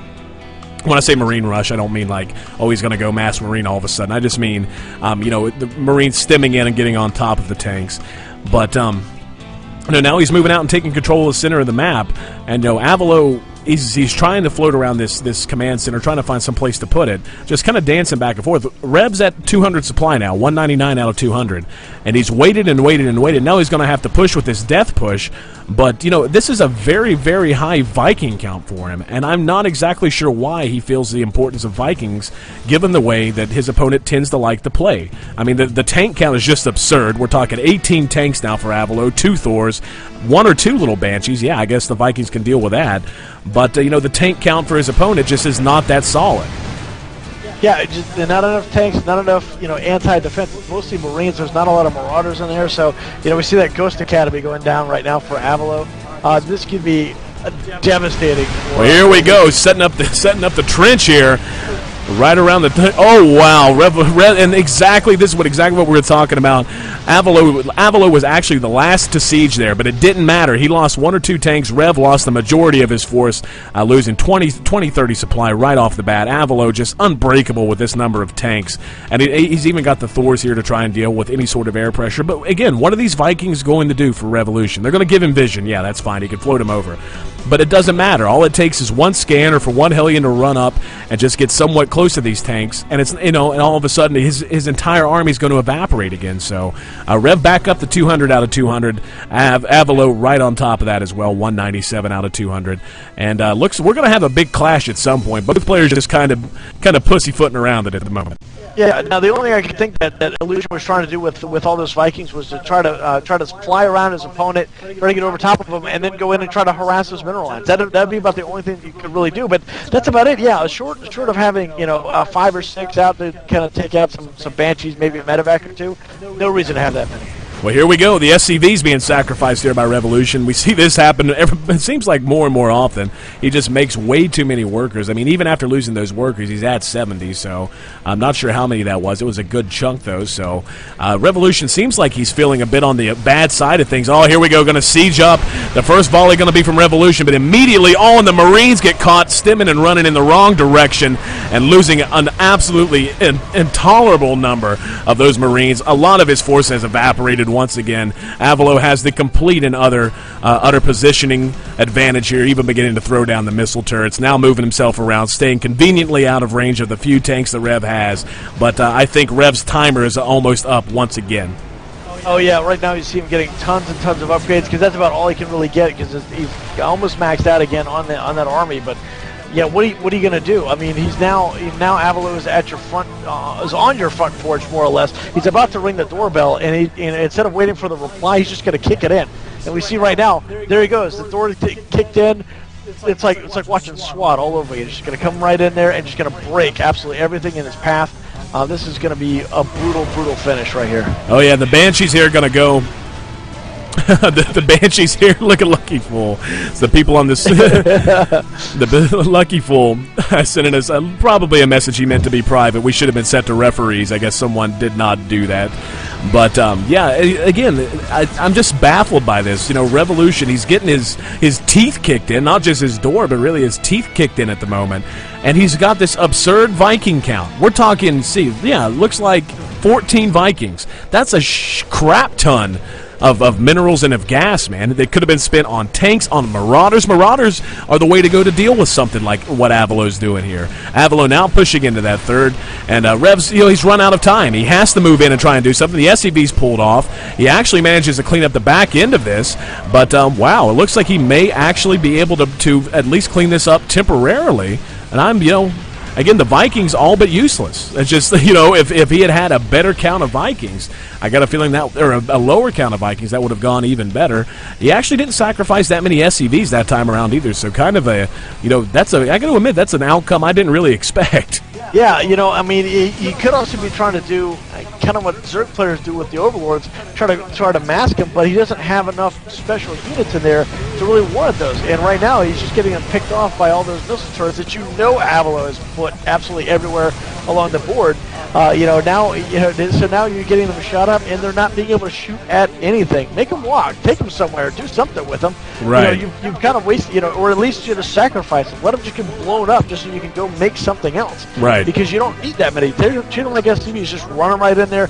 Get a good scout on them. Don't waste any more of your scans. Well, here comes the death push. We see just a gigantic wad of yellow moving across the map. More and more units rallied in from the back. He's actually going to break off a small little section and move them over here to try and control the center. Avalo is sieged up, though. Looks like Rev wants to press the issue right now. Moving in. The Banshee's going to work from the cloak, picking off a lot of these tanks. The back part of this siege line is actually not going to be a position for Avalo, but it looks like the majority, and yeah, look what's left. A bunch of Vikings. So these Vikings may be going to be able to be troll Vikings and land down and force these tanks to kill a large number of themselves. But, that may have just about been enough, because Revolution still has a lot left in the tank. He did have that one Viking that was right there in the middle of it, taking him out, because, of course, they can't attack when you're right on top of him. So nice job. Right, so Revolution's actually got a decent amount of stuff left. He's got 3 Banshees, a handful of Marines and Marauders, and this is really a good transition. I'd like to see him favor a much higher Marauder count, maybe, moving into the late game here. But Avalo once again entrenched. We see the point defense drone going to nullify the Banshees, at least for the moment. Wow, looks like Revolution might have a chance at breaking down the door. It's close. Not so quite. Close. Yeah, a couple extra tanks there for Avalo is going to prevent him from getting in there. And Avalo right there dropping the Viking, raising it back But just up, look at the line of yellow little dots making their way across. It's really turning into a macro war here. Unfortunately, I think Revolution is going to be on the bad side of this. 148 supply to the 100 of Revolution. Revolution, those forcing the issue. SCV's having to be pulled off to try and create some confusion. A couple of tanks over there for Avalo really staved things off for a little while. More and more fresh out of the production line, literally rolling off the factory floor and having to get right into battle to try and hold off Revolution. But every exchange that we see here, both players are losing supply at the end, but Revolution's not really gaining a lot of ground. So he either needs to back off and try to regroup, or if he continues to push here, he's going to have to make it happen. And right now with the tanks back and sieged up and in decent position, not exactly sure what Rev's going to be able to do. This is where the economic advantage of Avalo, taking all these expansions when he was attacking or during the process of attacking, is really going to secure him the victory. He's up to 180 supply now, 100 supply lead, and Revolution, just to put it flatly, has run out of gas. Yeah, because once he lost that fourth base more or less, and is able to do it right now. He just finally got this base pulled in. He's got a ton of those extra SCVs, basically saturated, but he's got a ton of non-working things, and he needs more minerals. Yellow needs more minerals. We require more minerals. All right, Avalo's back at the cap, and he's going to push out, and I'm afraid this is going to be the end of Revolution's run through the winners bracket. This high Hellion count with these tanks and just enough Vikings, not overmaking the Vikings. Good job, Avalo. But mostly it's going to be these Hellions that are just really going to leave Revolution with no chance to succeed. He's on an all-Marine army at this point. That's not going to match up too well against Hellion tank. But Avalo's so cautious as ever, throwing down the missile turrets here in the middle. Love that turret play. So the creep tumors of the Avalo. The creep turrets. So Rev trying to dance back and forth, going to stem and try to run in and pick off a couple of these Hellions. Doesn't really matter. Again, Avalo just too far ahead. Revolution trying to hide an expansion, and I'm not going to count him out. I mean, Revolution has done some amazing things, not just in other events, but tonight as well. And, this is a high Marine count for him. That doesn't look like too big a ball of units, but, I mean, if we get a good count of them, yeah, we're talking somewhere around 60 of them hanging out there. But with this many Blue Flame Hellions, this many tanks, I mean, really, what can he do to stop this? Yeah, this is what happens when an unstoppable force meets an immovable object, and that's we're just going to see just an all-out concussion of blast coming down here from all those siege tanks. If those Marines step too close to it, right there, I mean, they're just literally just a few feet away from just ultimately getting every part of their body blown apart. As if they were. Well, Avalo has spotted that hidden expansion there for Revolution, so that's not even going to be on the plate for him. He's not even going to be able to rely on that. It's been an amazing game. It's been one of the better games we've had the pleasure of casting in a while. But again, a Revolution, he had his chance. He's going to move in. He's actually going to drop on top of the tanks to try and create some confusion. The Marines stem in and just get absolutely melted by all these Blue Flame Hellions. And at the end of the day, there's the GG from Revolution. So VT Avalo going to win, going to place first on the winners bracket side of things. Going to be moving on to the grand final here at our IG LAN event number 4, brought to you by itsgosu.com. Absolutely brutal right there as we see more and more of these great players coming into everything, and we're going to take a look quickly at the losers bracket, see where we are right now. We're waiting to see who is going to take on Lucky Fool between Orb and NRG Eve. That is going to be a brutal matchup right there, because both of those guys, teammates, just an insane amount of skill between those two alone. And don't forget to go to itsgosu.com, check out all the events we have going on, everything for every level, because Itsgosu is esports for everybody. We want to make sure everybody has an opportunity to play. So Sundays are our King of the Hill, Monday nights is our beta divisional. That's set up for our bronze and silver guys like me, and then we have our alphas on Tuesday. That's set up for all of our gold and diamond, and then, or gold and platinum, sorry, and then on Wednesdays are our mega divisionals. That's when we get everybody from diamond all the way up to our grand masters. Absolutely a whole lot of fun to play in, and of course we do these LAN events every so often, once a month, we're going to try to put these on, and hopefully everyone will be able to come out more and more as these kind of things develop, and hopefully they come out at least meet AC and I while we're just kind of hanging out, not screaming at the computer. And right, I'm just getting a chance to look through our stream chat, and I love it. Nice to see that the stream agrees with me. I don't get the Viking count, man. I just don't get the Viking count. But hey, it doesn't matter. Revolution, he's going to get a chance. He's not out or anything. I mean, he's still going to get a chance to play the winner of the Lucky Fool and whoever wins the matchup between Orb and NRG Eve. So, he's going to get basically the first seed, so an automatic bye to the finals of the losers bracket. So it's not like he's down and out by any imagination. We could see him match back up with Avalo, but does it really surprise anyone to see Avalo come out of the winners bracket? Really, does it surprise anyone, given the guy's track record here at Cyberground? Doesn't really surprise me. So thanks so much, by the way, to everyone hanging out with us in the chat, in the stream, of course, and of course everyone hanging out here with us at Cyberground. That last matchup had a veritable crowd all around. We're running the not the stream, but actually just a live feed of the games out, and we've got people hanging around a packed house here watching all the games. And all of this brought to you, of course, by SteelSeries, by Red Bull, by Max Integration, and of course by itsgosu.com, and all these lovely people as well. Hypocrite Games, Cyberground.us, Max Integration, and Sanyamibushi Jujutsu and Combination Goju Ryu School of Self-Defense. Find them at sanyamibushi-goju.com. So we're going to be waiting to get this next matchup in as soon as we possibly can. And, yeah, it's been an amazing day so far, Red Mage. I'm not going to lie. It's been an amazing day. We've had our issues. I'm not going to lie. We've had some equipment issues. We've had some issues with some really good players stepping on our flipping power cord and shutting the stream down and making us lose featured status on Team Liquid. We've had that, a little bit of that. But that's okay. That's okay. How you hanging in there, my friend? I'm hanging in here pretty good. I'm revved up on the Red Bull. I'm waiting for the sugar crash of all that to come into play there. So, but yeah, we're having a good time. We've been talking to a lot of the players through here, and this is going to be a pretty good final event here, with more and more. We got a couple more games going on now. It's between Lucky Fool and here we go, joining the map up here between Lucky Fool and Eve. And a lot of people are like, I'm tired of seeing TVTs. Well, unfortunately, all that's left is TVTs and one Zerg, and you're going to watch the TVZ right now. So if Eve can, you better enjoy it. That's right. You better enjoy this, because this is the only non-TVT matchup right now. We're hopefully going to see. I got to say, the Fairfax DC area is like just this hotbed of extremely good Terrans. I don't know why. It just kind of worked out that way. Yeah, that's kind of what it kind of makes me want to change up races. Even though I suck as Terran, I hate to see how bad I suck as another race.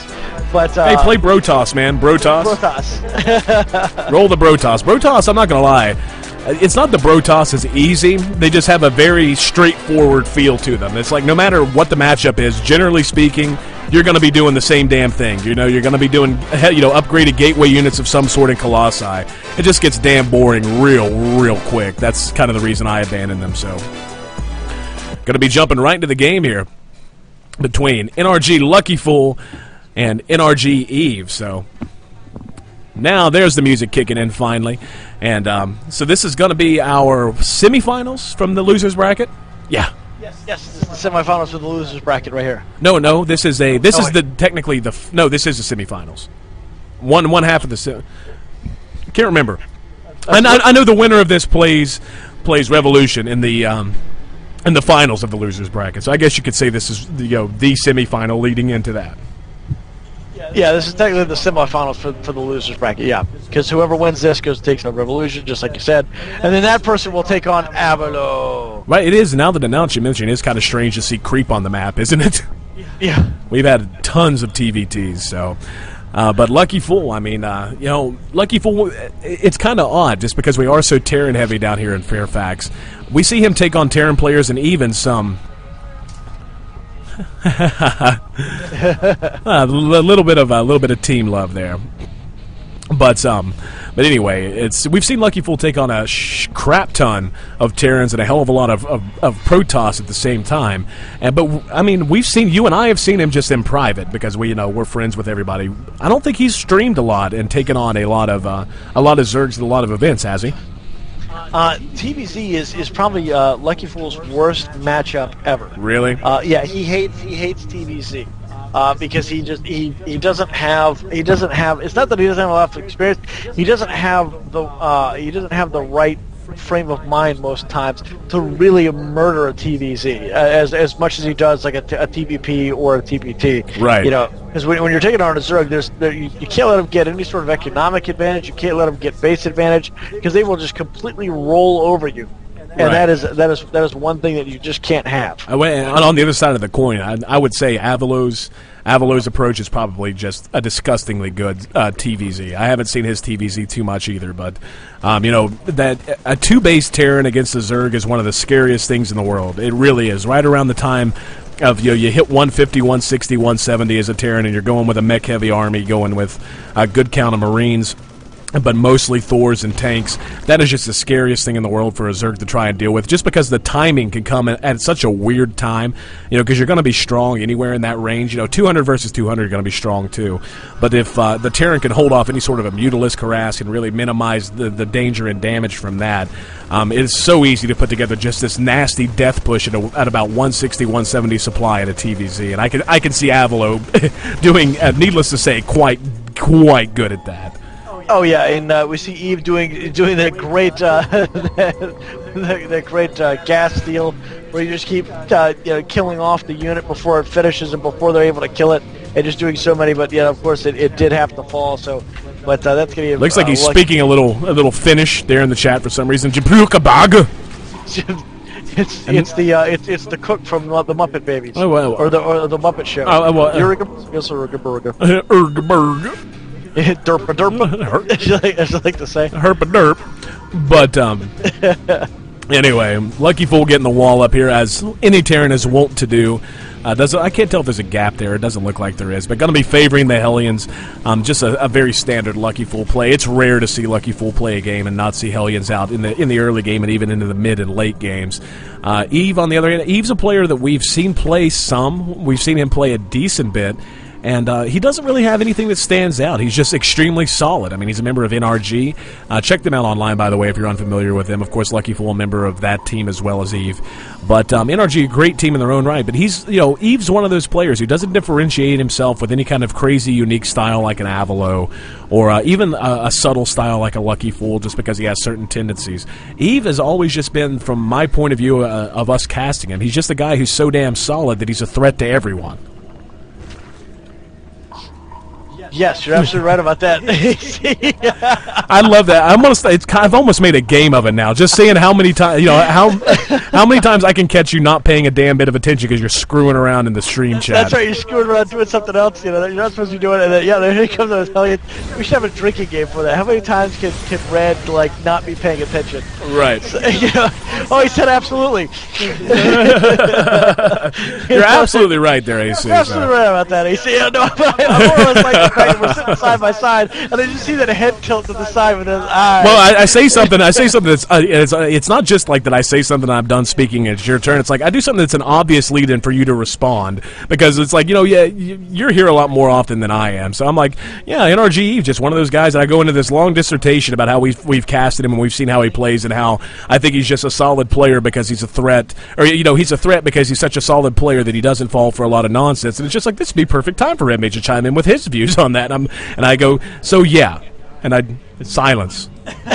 And I look over, and you look at me and go, "You're absolutely right, AC." It's like I got my hand caught in the cookie jar. At that point, it's just like, what? Wasn't paying attention. Moving screens around, checking brackets, playing with the screen. Yeah. Oh no! It's all right. Anyway, Lucky Fool's setting up shop right outside of this creep here for Eve. He tried to move in. The spine crawler is just brilliantly placed by Eve, though, and this is really something that's so hard to do.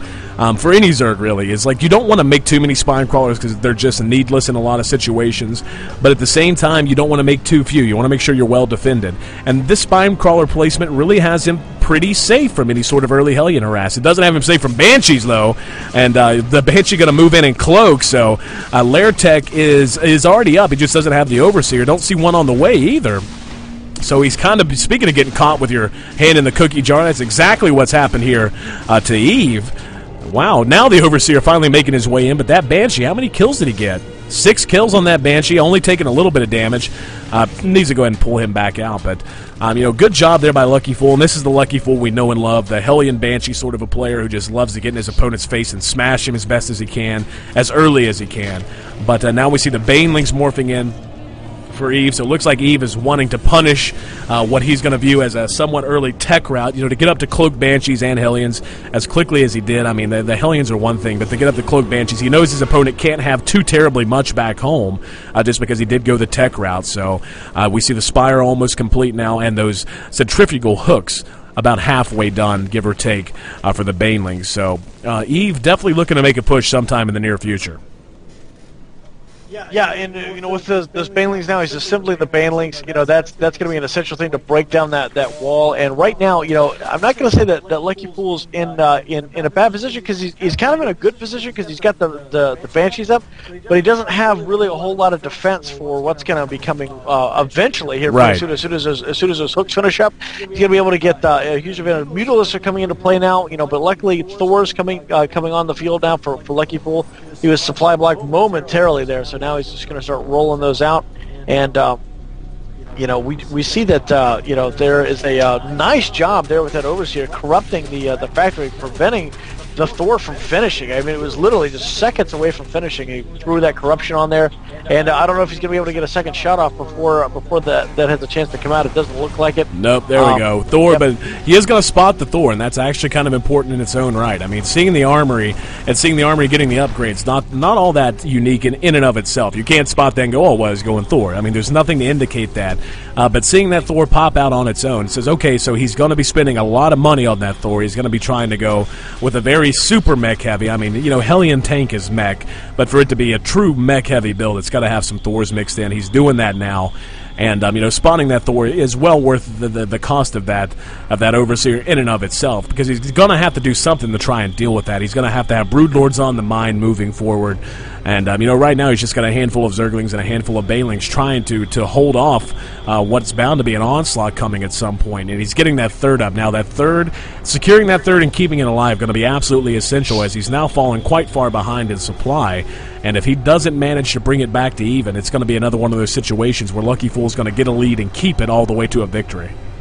Yeah, you don't want to let Lucky Fool have any sort of advantage whatsoever, because he will definitely milk that for all it's worth. But we do see that third hatchery is going down right now. That's going to give Eve, a good economic boost, but also going to be able to let him make those extra units that he needs. He probably needs at least one more macro hatch right now in that back area, just to try to make either more drone, or not for drones, but to make specifically offensive units. Right. Either more Mutalisks. I think Mutalisks would be a good idea right now to try to counteract all those Hellions that are going to start rolling in here. I think also he needs to start upgrading. He did get the hive tech, or the layer tech. Well, here comes the push, and now here's the problem really for Eve. What does Eve have that shoots up, Red Mage? Tell me. What does he have? Queens. He's got a couple of queens. That's it. Yep. He's got a decent little roach count here, but a high Hellion count, and really all the blue flame just so disgusting even against the armored units. And these Banshees are really what's going to make the difference. He's got a couple of Mutalisks there, but if the Banshees are used correctly and are kept safe, this could be very, very dangerous for Eve. The blue flame Hellion's going to go to work on this spine crawler. It's not going to survive. Now he's going to move on in, and he's really going to have to handle these Banelings and these roaches just right. The Banelings move in. They're going to chase back, killing so many Marines. The Banshee's still alive, though, and 2 Thors holding up the back end of things, and it looks like he's going to be able to repel the bulk of this attack. The Mutalisks trying to target fire down the Banshees, and the Thors, though, going to clean them up, and now the Banshees free to do their damage with nothing that can shoot back up, as well as 2 Thors, more roaches being rallied in now, so these roaches should be able, these plus maybe one more round. He's got 5 more roaches on the way, plus a handful of Zerglings. So it doesn't look like Lucky Fool is going to be able to end the game outright right here, but really the damage might be done. He's looks like he made. I love this. He's grabbing these Thors, misses, doesn't get a chance to grab that last one. But a lot of damage done there by Lucky Fool. But really, I'm not sure who it costs more. Did it cost Lucky Fool more in throwing away 1 Thor plus all those Hellions and the handful of Banshees, or did it cost Eve more in basically expending units that could have been spent in a different way? Yeah, Eve, I'm right there with you. Eve really needs to start, investing in, 1 or 2 more Overseers, and definitely those Hydrals, to handle all that damage. And to start shelling out against the aerial units, we do see the neural parasite going down right now for those infestors. I love the neural parasite, especially when Thors are on the field. Right. You can easily jack those and start blowing apart his own banshees, and really just causing just an absolute havoc with everything in the area. Right. The other good thing to use them on is our tanks. Start using them on tanks. Let them shell their own units. Oh, yeah. Well, right now what he needs to be doing, and, well, what Lucky Fool needs to be doing, I should say, is getting up the tanks. It looks like he's tacking on more factories. He's got a couple more Thors in production, one more Thor in production, I should say, and switching the tank tech. Really, that's what that last attack was missing to deal with the Roach counter. And if Lucky Fool can put together another good attack like that, looks like he's still making Banshees. So, back to the kitchen sink mech build. Going to use a little bit of everything: SCVs, Medivacs, Banshees, Thors, Marines. Doesn't matter. Just throw it at him. But I can't help but kind of feel like Lucky Fool forced the issue a little bit too early there. He should have probably held on, and even if he had 4 tanks in that exact same army, it doesn't matter how long it would have taken him to get him. If he had produced 4 tanks to augment that army that he sent in there last time, he would have been in much, much better shape. Oh yeah, I can't really say it's a bad thing to have the Swiss Army knives of army composition, but at the same time, it can limit you in what you can do, because you're going to have so few of each kind of unit that if you can't pull it out of the sheath, there's going to be no point in having it there. Well, that's exactly how Eve managed to battle back and beat off that last attack. Was he just said, okay, screw it, I don't care what you have, I'll just make a shit ton of roaches, and then I'll rally them at your Thors, and you will lose, because I can produce a lot of cheap, easily expendable units faster than you can produce Thors. So, I'm right there with you. And I think that's why Lucky Fool, I think it was a bit of a misstep for him to have pushed when he pushed. If he had just waited another 30 seconds to a minute and just produced a handful of tanks to augment that force with the siege, the Roaches wouldn't have been nearly as effective. He could have just slowly crept his way in. Instead, he tried to A-move his way in, and it just didn't work out that well for him. But Eve has the Infestors out now, and Infestors really are the money unit in TVZ. If he's going to have any hope of dealing with and holding off this second push, the Infestors are going to have to be dead on with their fungal growth. The Roaches are going to have to be positioned correctly. He can't be caught out of position. If he's caught out of position, Lucky Fool's just going to walk all over him. Oh, yeah, and he's doing a great job trying to relatively starve out Lucky Fool at this point. He's got creep being spread all over the board right now to try to prevent any further expansions. But he's taking that gold, and that's really where the money's going to come from, is that gold expansion. Once that kicks in, it's going to be devastating to Eve. Oh yeah, and we can see he's moving out now. The gold is completely secure. Eve is basically pinned back in his base. He knows he can't really move out for fear of that push coming. Lucky Fool's doing a great job pushing and posturing himself around the map to guarantee that Eve can't move out without risking what's going to happen here. The Roach is going to move in. The Neural Parasites go down on 2 of the Thors, so the Thors turn around and begin shelling their own Marine lines. The Roach is in great position, getting a good concave. 3 Neural Parasites off, 3 of those Thors right now being used exclusively by Eve, but it doesn't seem to matter. And that's the problem with the Neural Parasite. Really, the fungal growth is going to be optimal in almost all situations. Now the Infestor's just going to be caught completely off guard. Even that's a shame, too, because they had energy. Total misclick right there. Oh, yeah, it had to have been. And right now, Eve just doesn't have the personnel, I don't think. A handful of Roaches. Now the fungal growth. And see, if he had done this before... Lag. But if he had done this before, if he'd have used those fungal growths the first time they engaged there in the center, this would be a very different outcome. Just look at how quickly the front of that attack melted because of the fungal growth. Oh, yeah. So it completely eliminated most of the bio that was there, and now it's just Thors. Now it's just all those Thors right now. And if you had pulled back those Infestors, you're going to take control of a couple of them and really just turn the tide. Not so much all the way back in his favor, but turn it back to even. Right now he's so far back. There's the GG right there by Eve. Absolutely brutal right there by Lucky Fool, because I'm running out of adjectives today, so I'm going to use brutal and devastating. Well, we've been doing this for 6 hours now, man. You cast for 6 hours, you're going to get a little low on the word bank. I'll start breaking out the thesaurus, but... That's right. We start cracking that out. Anyway, NRG Lucky Fool. This is a best-of-3 semifinal, so he's going to advance to the finals of the losers bracket to take on Revolution. The winner of that's going to take on VT Avalo in the finals. competing for that hundreds and hundreds of dollar grand prize here at the IG LAN event #1, the inaugural edition, brought to you by SteelSeries, by Red Bull, by Max Integration, and of course by itsgosu.com. I'm AC, that's Red Mage JR, and I got to admit, man, it's like it feels weird to be heading down the home stretch. It seems like we've had so many problems today. We've had good moments, we've had bad moments, we've been up, we've been down, we've had great viewers hanging out with us in the stream. Even had this wonderful graphic made for us. Can't think. What was his name? Is he still in there with us?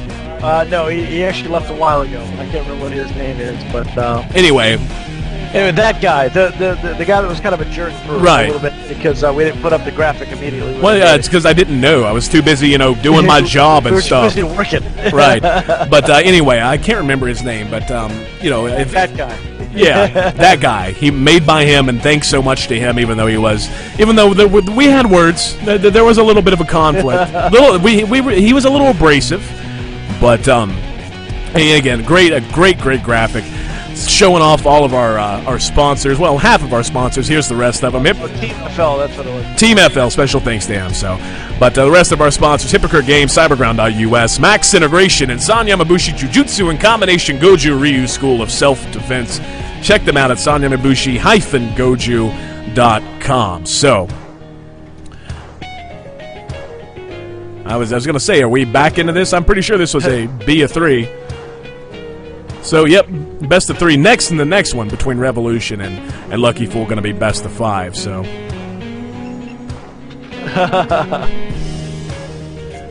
all right, moving in. MLG Tal'Darim Altar going to be the site for this second game of this best of 3 series between NRG Eve and NRG Lucky Fool. I could have swore, am I just that out of it, man? I could have swore that they already played one game. No, we caught him right when they first started. It was the other Lucky Fool game that we thought when he was playing in the semifinals. We thought he came in on the second, but it was the first. It's just one of those things. Gotcha, no problem. I understand how it goes, man. I'm right there with you. Well, no, I thought I could have swore that I heard whenever we grabbed this game that they'd already played one game. So, no problem. Anyway, jumping right into the action here on Tal'Darim Altar. NRG Eve down 0-1 to Lucky Fool, and that's not a good position to be in against a player of that caliber. Lucky Fool, very, very sharp. You were telling me, he said to you before that TVZ is his least favorite matchup, his worst matchup, even. If you want to say it that way. But he looked very damn sharp in that last game, my friend. It wasn't like he just beat some Zerg guy that nobody knows about. This is his teammate from Team NRG, a pretty good team. Oh yeah, from what we've seen out of them, we've seen a couple of players from there, and of course most of them were here again last week for that matchup for the one that the event that Lucky Fool sponsored. Right. And then they came back again this week. This is great training. A lot of guys were coming out today specifically to kind of practice up, get their chops wet for next week's MLG matchup. Right. And of course, if you're in the Northern Virginia area and you want to come down to Cyberground, we will have TV set up, so you will be able to watch all the MLG feeds that they've got going. Hopefully they'll be better than what they did at Dallas, but we'll have the TV set up.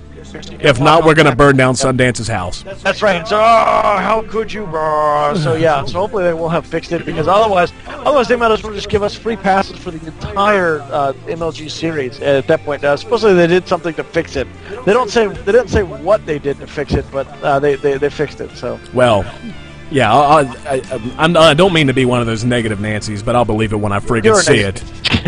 I'll believe it when I see it, all right? Because I remember heading into the second day, Sundance tweeted and all that stuff about how we've got satellite vans coming in, man. Everything's going to be fine the next day, and the next day was friggin' worse than the first day. So probably the same thing that happened to us. We tried to get too cute with it, and it failed. Yeah, exactly. But we don't have like a $50 million budget either, which is about the budget of MLG. It depends on are we using like ruples, or are we using like Reese's pesos? Pieces actually. We're using Reese's Pieces. Great. Now I'm gonna have to eat up all of our currency. Thanks. Way to go, AC. Well, that's what happens when you have chocolate-backed currency. Moving on, NRG Eve, playing very safe. He's got that. He got the expansion up just a smidge before the spawning pool, not too terribly ahead of it. Looks like they're going to pop right about the same time. The extractor right behind it, And Lucky Fool actually going to be favoring 2 barracks and a Reaper early. That's a little bit odd for him. And again, it's not to say that it doesn't happen. It's never happened, but he just loves to go 1-1-1, get up on Hellions and Banshees as quickly as possible. Instead, going to be favoring a little bit of heavy Marine and mech play. So even another Tech Lab going down. Actually, I'd say he's probably going to drop down a factory at some point. He's still on the 1 gas, though, so he has not made any gigantic leap trying to get up on that 2nd gas too terribly early, which is what you would want to do. He's got that Reaper right now running through the middle of the field. He's going to try to get a little bit of harassment, a little bit of scouting going on right here. That SCV still just kind of hanging out there in the corner. I think the Lings probably see him. Probably the worst place to go in with that. So this can get turned away pretty quickly, and that was absolutely brutal. That barely makes it out of there with 5 hit points. He really should have gone the long way around and used that SCV to draw in those Lings just long enough for him to get there. And that Spine Crawler easing his way back over there, right back onto the creep. Smart move to get him back there to protect against any further Reaper harass. That metabolic boost going to affect 2 more Reapers coming out right now for Lucky Fool, and the expansion going down. Wow, actually, see it. You won't call this mass Reaper, but 3 Reapers. Does he have the speed upgrade on the way? No, he doesn't. Nope, which is doesn't have the speed upgrade. Right. Although that would give him such a huge advantage right here, trying to get through this just feels a lot like an early StarCraft 2, like IEM 2010 sort of a build. Just this many Reapers this early into a fast expansion. This is the kind of thing that it was one of the first tournaments that I remember having a big impact on the community when Morrow beat Idra at IEM Global Challenge Cologne or whatever it was in 2010 last year. I can't remember when it was exactly. I think it was like September maybe. And he just went with this crazy mass Reaper nonsense. And it was almost pretty much that matchup basically forced Blizzard to patch the Reapers the way they did, and more or less they patched them out of the game. But we have been seeing a good recurrence of them. Not so much as just a scouting tool, but as a really good harass mechanism. And right there, that harass was completely turned away. That Queen was ready to go. That creep saw him coming up, and then as soon as they hopped back across, completely taken out there by those Lings. Smart play right there by Eve, spreading that creep as fast as he possibly can to know when his opponent's coming. Right. And that's what's going to be. That is the difference between a good Zerg player and a great Zerg player. Is how much creep they can spread to really get it as far as they cross. Now, of course, in ZVZ, you want to have as little creep as possible. You want your friend over there to do as much work as you possibly can. Right. Kind of the way I see it. I see you as the ZVZ. I want you to do as much work as possible. And I'm looking at absolutely nothing right there. Sorry. Sorry, I hate to bet. I'm not trying to call you out, brother. I'm just like, it's such a habit. Keep in mind, I just happened to notice when you were demonstrating, making that great point about the attack paths of the Reapers, you were showing it on your screen, and our streamers can't see that. Those guys are seeing you do that, and they can barely hear you. And so I'm just, yeah, right. So I'm so used to having the camera, and then you started doing the streaming, and you were doing a great job with the camera, and then it was really hard because then I could just sit back and do nothing. But now I kind of and I actually practice. I practiced today. Right. I practiced moving the camera, trying to make it smooth. Am I doing it smooth out there, guys? Is it looking okay when I'm doing? See, there you go. I'm not doing too bad of a job. Right. And again, I'm not trying to bust your balls or anything. It's like because you were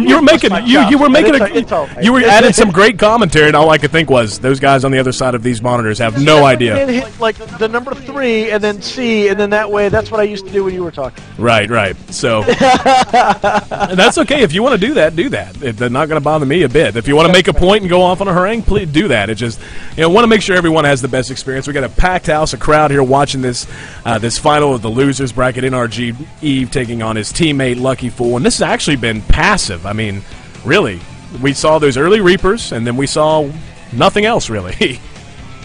Yeah, he hasn't really moved out since those Reapers. I guess he's still in the mourning period or whatever. But now he's starting to move out now with a good chunk of Marines and a couple of tanks, and those Reapers are leading the charge. He's got a couple of SCVs. That's going to be great. That's going to be able to heal up those tanks if they take any sort of damage, and if he's going to try to do any sort of bunker shenanigans coming up here. Yeah, actually, but a huge banling ball coming out there, and they're going to be just off the creep. That centrifugal hook's not quite finished. For him, he's got another 50 some odd seconds on it. Yeah, it's actually that, and that's really going to cost him. Both these bunkers going down for Lucky Fool, so Lucky looks like this is his time to push. He wants to try and do the damage. I don't know if he got a look at those banelings. Now they're going to rush down, and the Marine's going to have to stem the run away. And actually pretty good control out of both players there. We saw Lucky get the majority of his Marines away, but we also saw Eve pull back his baneling so he didn't lose too many of those to cannon fire. Now these Marines just kind of kicking it, hanging out, the Reaper hanging out with them, acting like, hey, it's all right, bro, no problem. I'm in the yellow too. Zergling's going to move down and try and get the surround, but you know, Eve doing a pretty good job of holding steady here. It looks like he's really been waiting on those centrifugal hooks. Just now finished. Now he knows he can rush down the hillside here and chase away this pressure once and for all. And the question becomes, how is he going to do it? Is he going to lead with the banelings or lead with the Zerglings? And if he has time, he actually ought to probably try to loop those Zerglings around and bring them down to this low ground. That way he can get the flank on the tanks while he rushes the Zerglings in the front. No doing, though. He's going to catch the tanks unsieged. So great timing there. The baneling's going to run in and coming in kind of a funny angle, but going to be able to clean up the tanks. Baneling's now crashing against the bunkers. One bunker goes down. Large number of Zerglings surviving, and the Baneling's cleaning up all of that aggression. So great defense there by Eve. And look at the supply count, Red Mage. 78 for Eve to the 32 of Lucky Fool. Unfriggin' believable. This is the time to push right now for Eve. He needs to just take everything that he's got, run it on over there, because right now, if you look at the number of units, 9 Marines, that's it, against 50 Zerglings and 1 Baneling. Unfriggin' believable. Yep, and I you know, honestly, it's odd to see Lucky Fool this far behind in Harvesters. Not like he brought SCVs for that push. This must have been some kind of crazy build where he cut workers intentionally, just a 2-base all-in, and it's really showing. You know, if you're going to do something like that, you better make it succeed. And, you know, Lucky Fool, as good as a player as he is, where none of us are perfect, and he just kind of failed pretty hard that time. Yeah, this is going to be pretty rough, and this is a smart move by Eve. You know, taking that now aggressive stance. He's got all those Banelings, all those Zerglings. He should be able to run in. There's no tanks whatsoever, though. There's no bunker, really. Here we go. They're going to catch that bunker in production. The Marine's going to take one shot stem and try to run the hell away. The Banelings chasing them all the way back into their own base, going to circle around their own production facilities. One tank going to eat up a few of those Banelings, so actually a little bit of miscontrol. Now the Banelings roll towards the SCVs, and there we go. Almost all the SCVs in the main mineral line. More Zerglings streaming in, coming up the hill, and there's the GG. So Eve manages to pull it even 1-1 here in the finals of our losers bracket at our IG LAN event #1, brought to you by itsgosu.com. Oh yeah, absolutely brutal right there. Nice job, even for you in chat there. You know that stimulant. Not as many Banelings as you saw the other day. 85 Banelings. 85. 85 Banelings. That's an 8 and a 5. 8 and a 5. 85 Banelings just completely rolled over this Terran force. It was unbelievable. I'm still speechless by seeing 85 Banelings run across an entire map just to take out the bad guy. Right. That's like using tons of nukes just to take down gateways. Right. that's exactly what that is. You know, yeah. No, the worst was he dropped 5 nukes on one Nexus. It's just like he could have just about shot at the death of the Ghost faster, and he did that. But he nuked it twice, killed everything there, and his opponent basically abandoned it, and he nuked it 4 more times. It's just, you might as well, you know, at that point, you know, try to nuke those Banelings. You know, that would exactly be like the best thing. You want to go those Banelings there. That would be great. All right. Anyway, thanks so much to everyone hanging out with us in the chat. I'll call a few of you out. DJ Final, Arkansas, Stimulant, Sacred System, Grinst. Who else? Argusting, Evo Demo, X-Ray FFS. So X-Ray for fuck's sake. NRG Never Expo. XMR Bill X. Crap ton is what he says. And let's see. Yeah, who else has been here with us? Scrolling up. Those are the talkative bunch. I know there are a lot more of you in here than that. For that, and then Mujazzy's here with us. Infamous 11. It's just Infamous. Oh, okay. It's Infamous. I already got corrected on that. It's not Infamous 12. It's Infamous. But yeah, like that game that's going to come out on the 7th. There, brought to you by Sucker Punch. See, I'm a PC gaming elitist, man. I don't play consoles. See, that's why I'm here. You know. Oh, you got to accept it right now. They're See me being. It's fun. You stare at my screen during the thing and tell me that I'm not on the right thing, and all of a sudden they keep inviting you. Dude, I've been doing that all day. I've been doing that all day. Unbelievable. Is this TV still on? Okay, that TV's still on. Ow. But anyway, guys, thanks so much for being here with us. If you happen to be in the Fairfax area, we still got a little bit of time. I mean, we're going to have at least one or two amazing more matchups, so stop by and see us. This is the It's Goes to LAN event. The first one, the inaugural event, brought to you by Red Bull SteelSeries Max Integration, and, of course, by itsgoesto.com. I'm AC, that's Red Mage JR, and we're ready to move in. Hey, you forgot Hypocrite Games. They're bringing us Bomb versus the Rubber Duck. The real-time bath-time battle simulator. Right. How could I forget that? Yeah, later on this year, look for their major announcement during the E3, June 7th through the 9th. There we go. That's the tagline I know and love. Oh, you want to have tagline wars? No, we got a good game going on. I was gonna pop off the extremely long-winded one, but Ryu, I can't even do it. I'm not even going to bother. I can't do it unless I can read it. I can't. I haven't committed it to memory yet. So, I know. Okay. I'm switching it over now. So. Okay, just making sure. Yep, we're good to go. Don't worry, guys. You've missed nothing but a handful of SCVs. You know, up until the SCVs, AC, they're SCVs. Did he split them? Did he just go ahead and move them into play? I don't know. We're getting loopy, man. We've been. You can tell everything's. The crash is starting to happen. I'm just gonna have more Red Bull. Thank you, Red Bull. Exactly. Yes, this is an event sponsored by Red Bull. Special thanks to them. So, I got to admit, man, there comes with that a certain amount of pride. When Red Bull starts sponsoring your events, you're not like there, but you're sort of there. You know what I mean? You've kind of gotten to the point where we've attracted some attention. So, anyway, Lucky Fool going to be spawning at the top right, and NRG Eve spawning cross map down at the bottom left, tied up 1-1 in this best of 3 series. So this is going to be the ace match. The winner of this is going to advance to play Revolution in the finals of the losers bracket, and the winner of that match, of course, advancing to play against VT Avalo, the behemoth of CG events, just the guy that no one wants to play and who seems to always walk away with the cash and the prizes and all the glory at all Cyberground events. So, fighting it out tough here in the losers bracket. And, Shakura's Plateau, the side of this match. We see the expansion now out of Eve. He's going with that hatch first. Spawning pool not too terribly far behind it, though. And in the meantime, Lucky Fool throwing down 2 barracks down there at the bottom. So maybe a little 2 racks pressure into expand going to be on the way.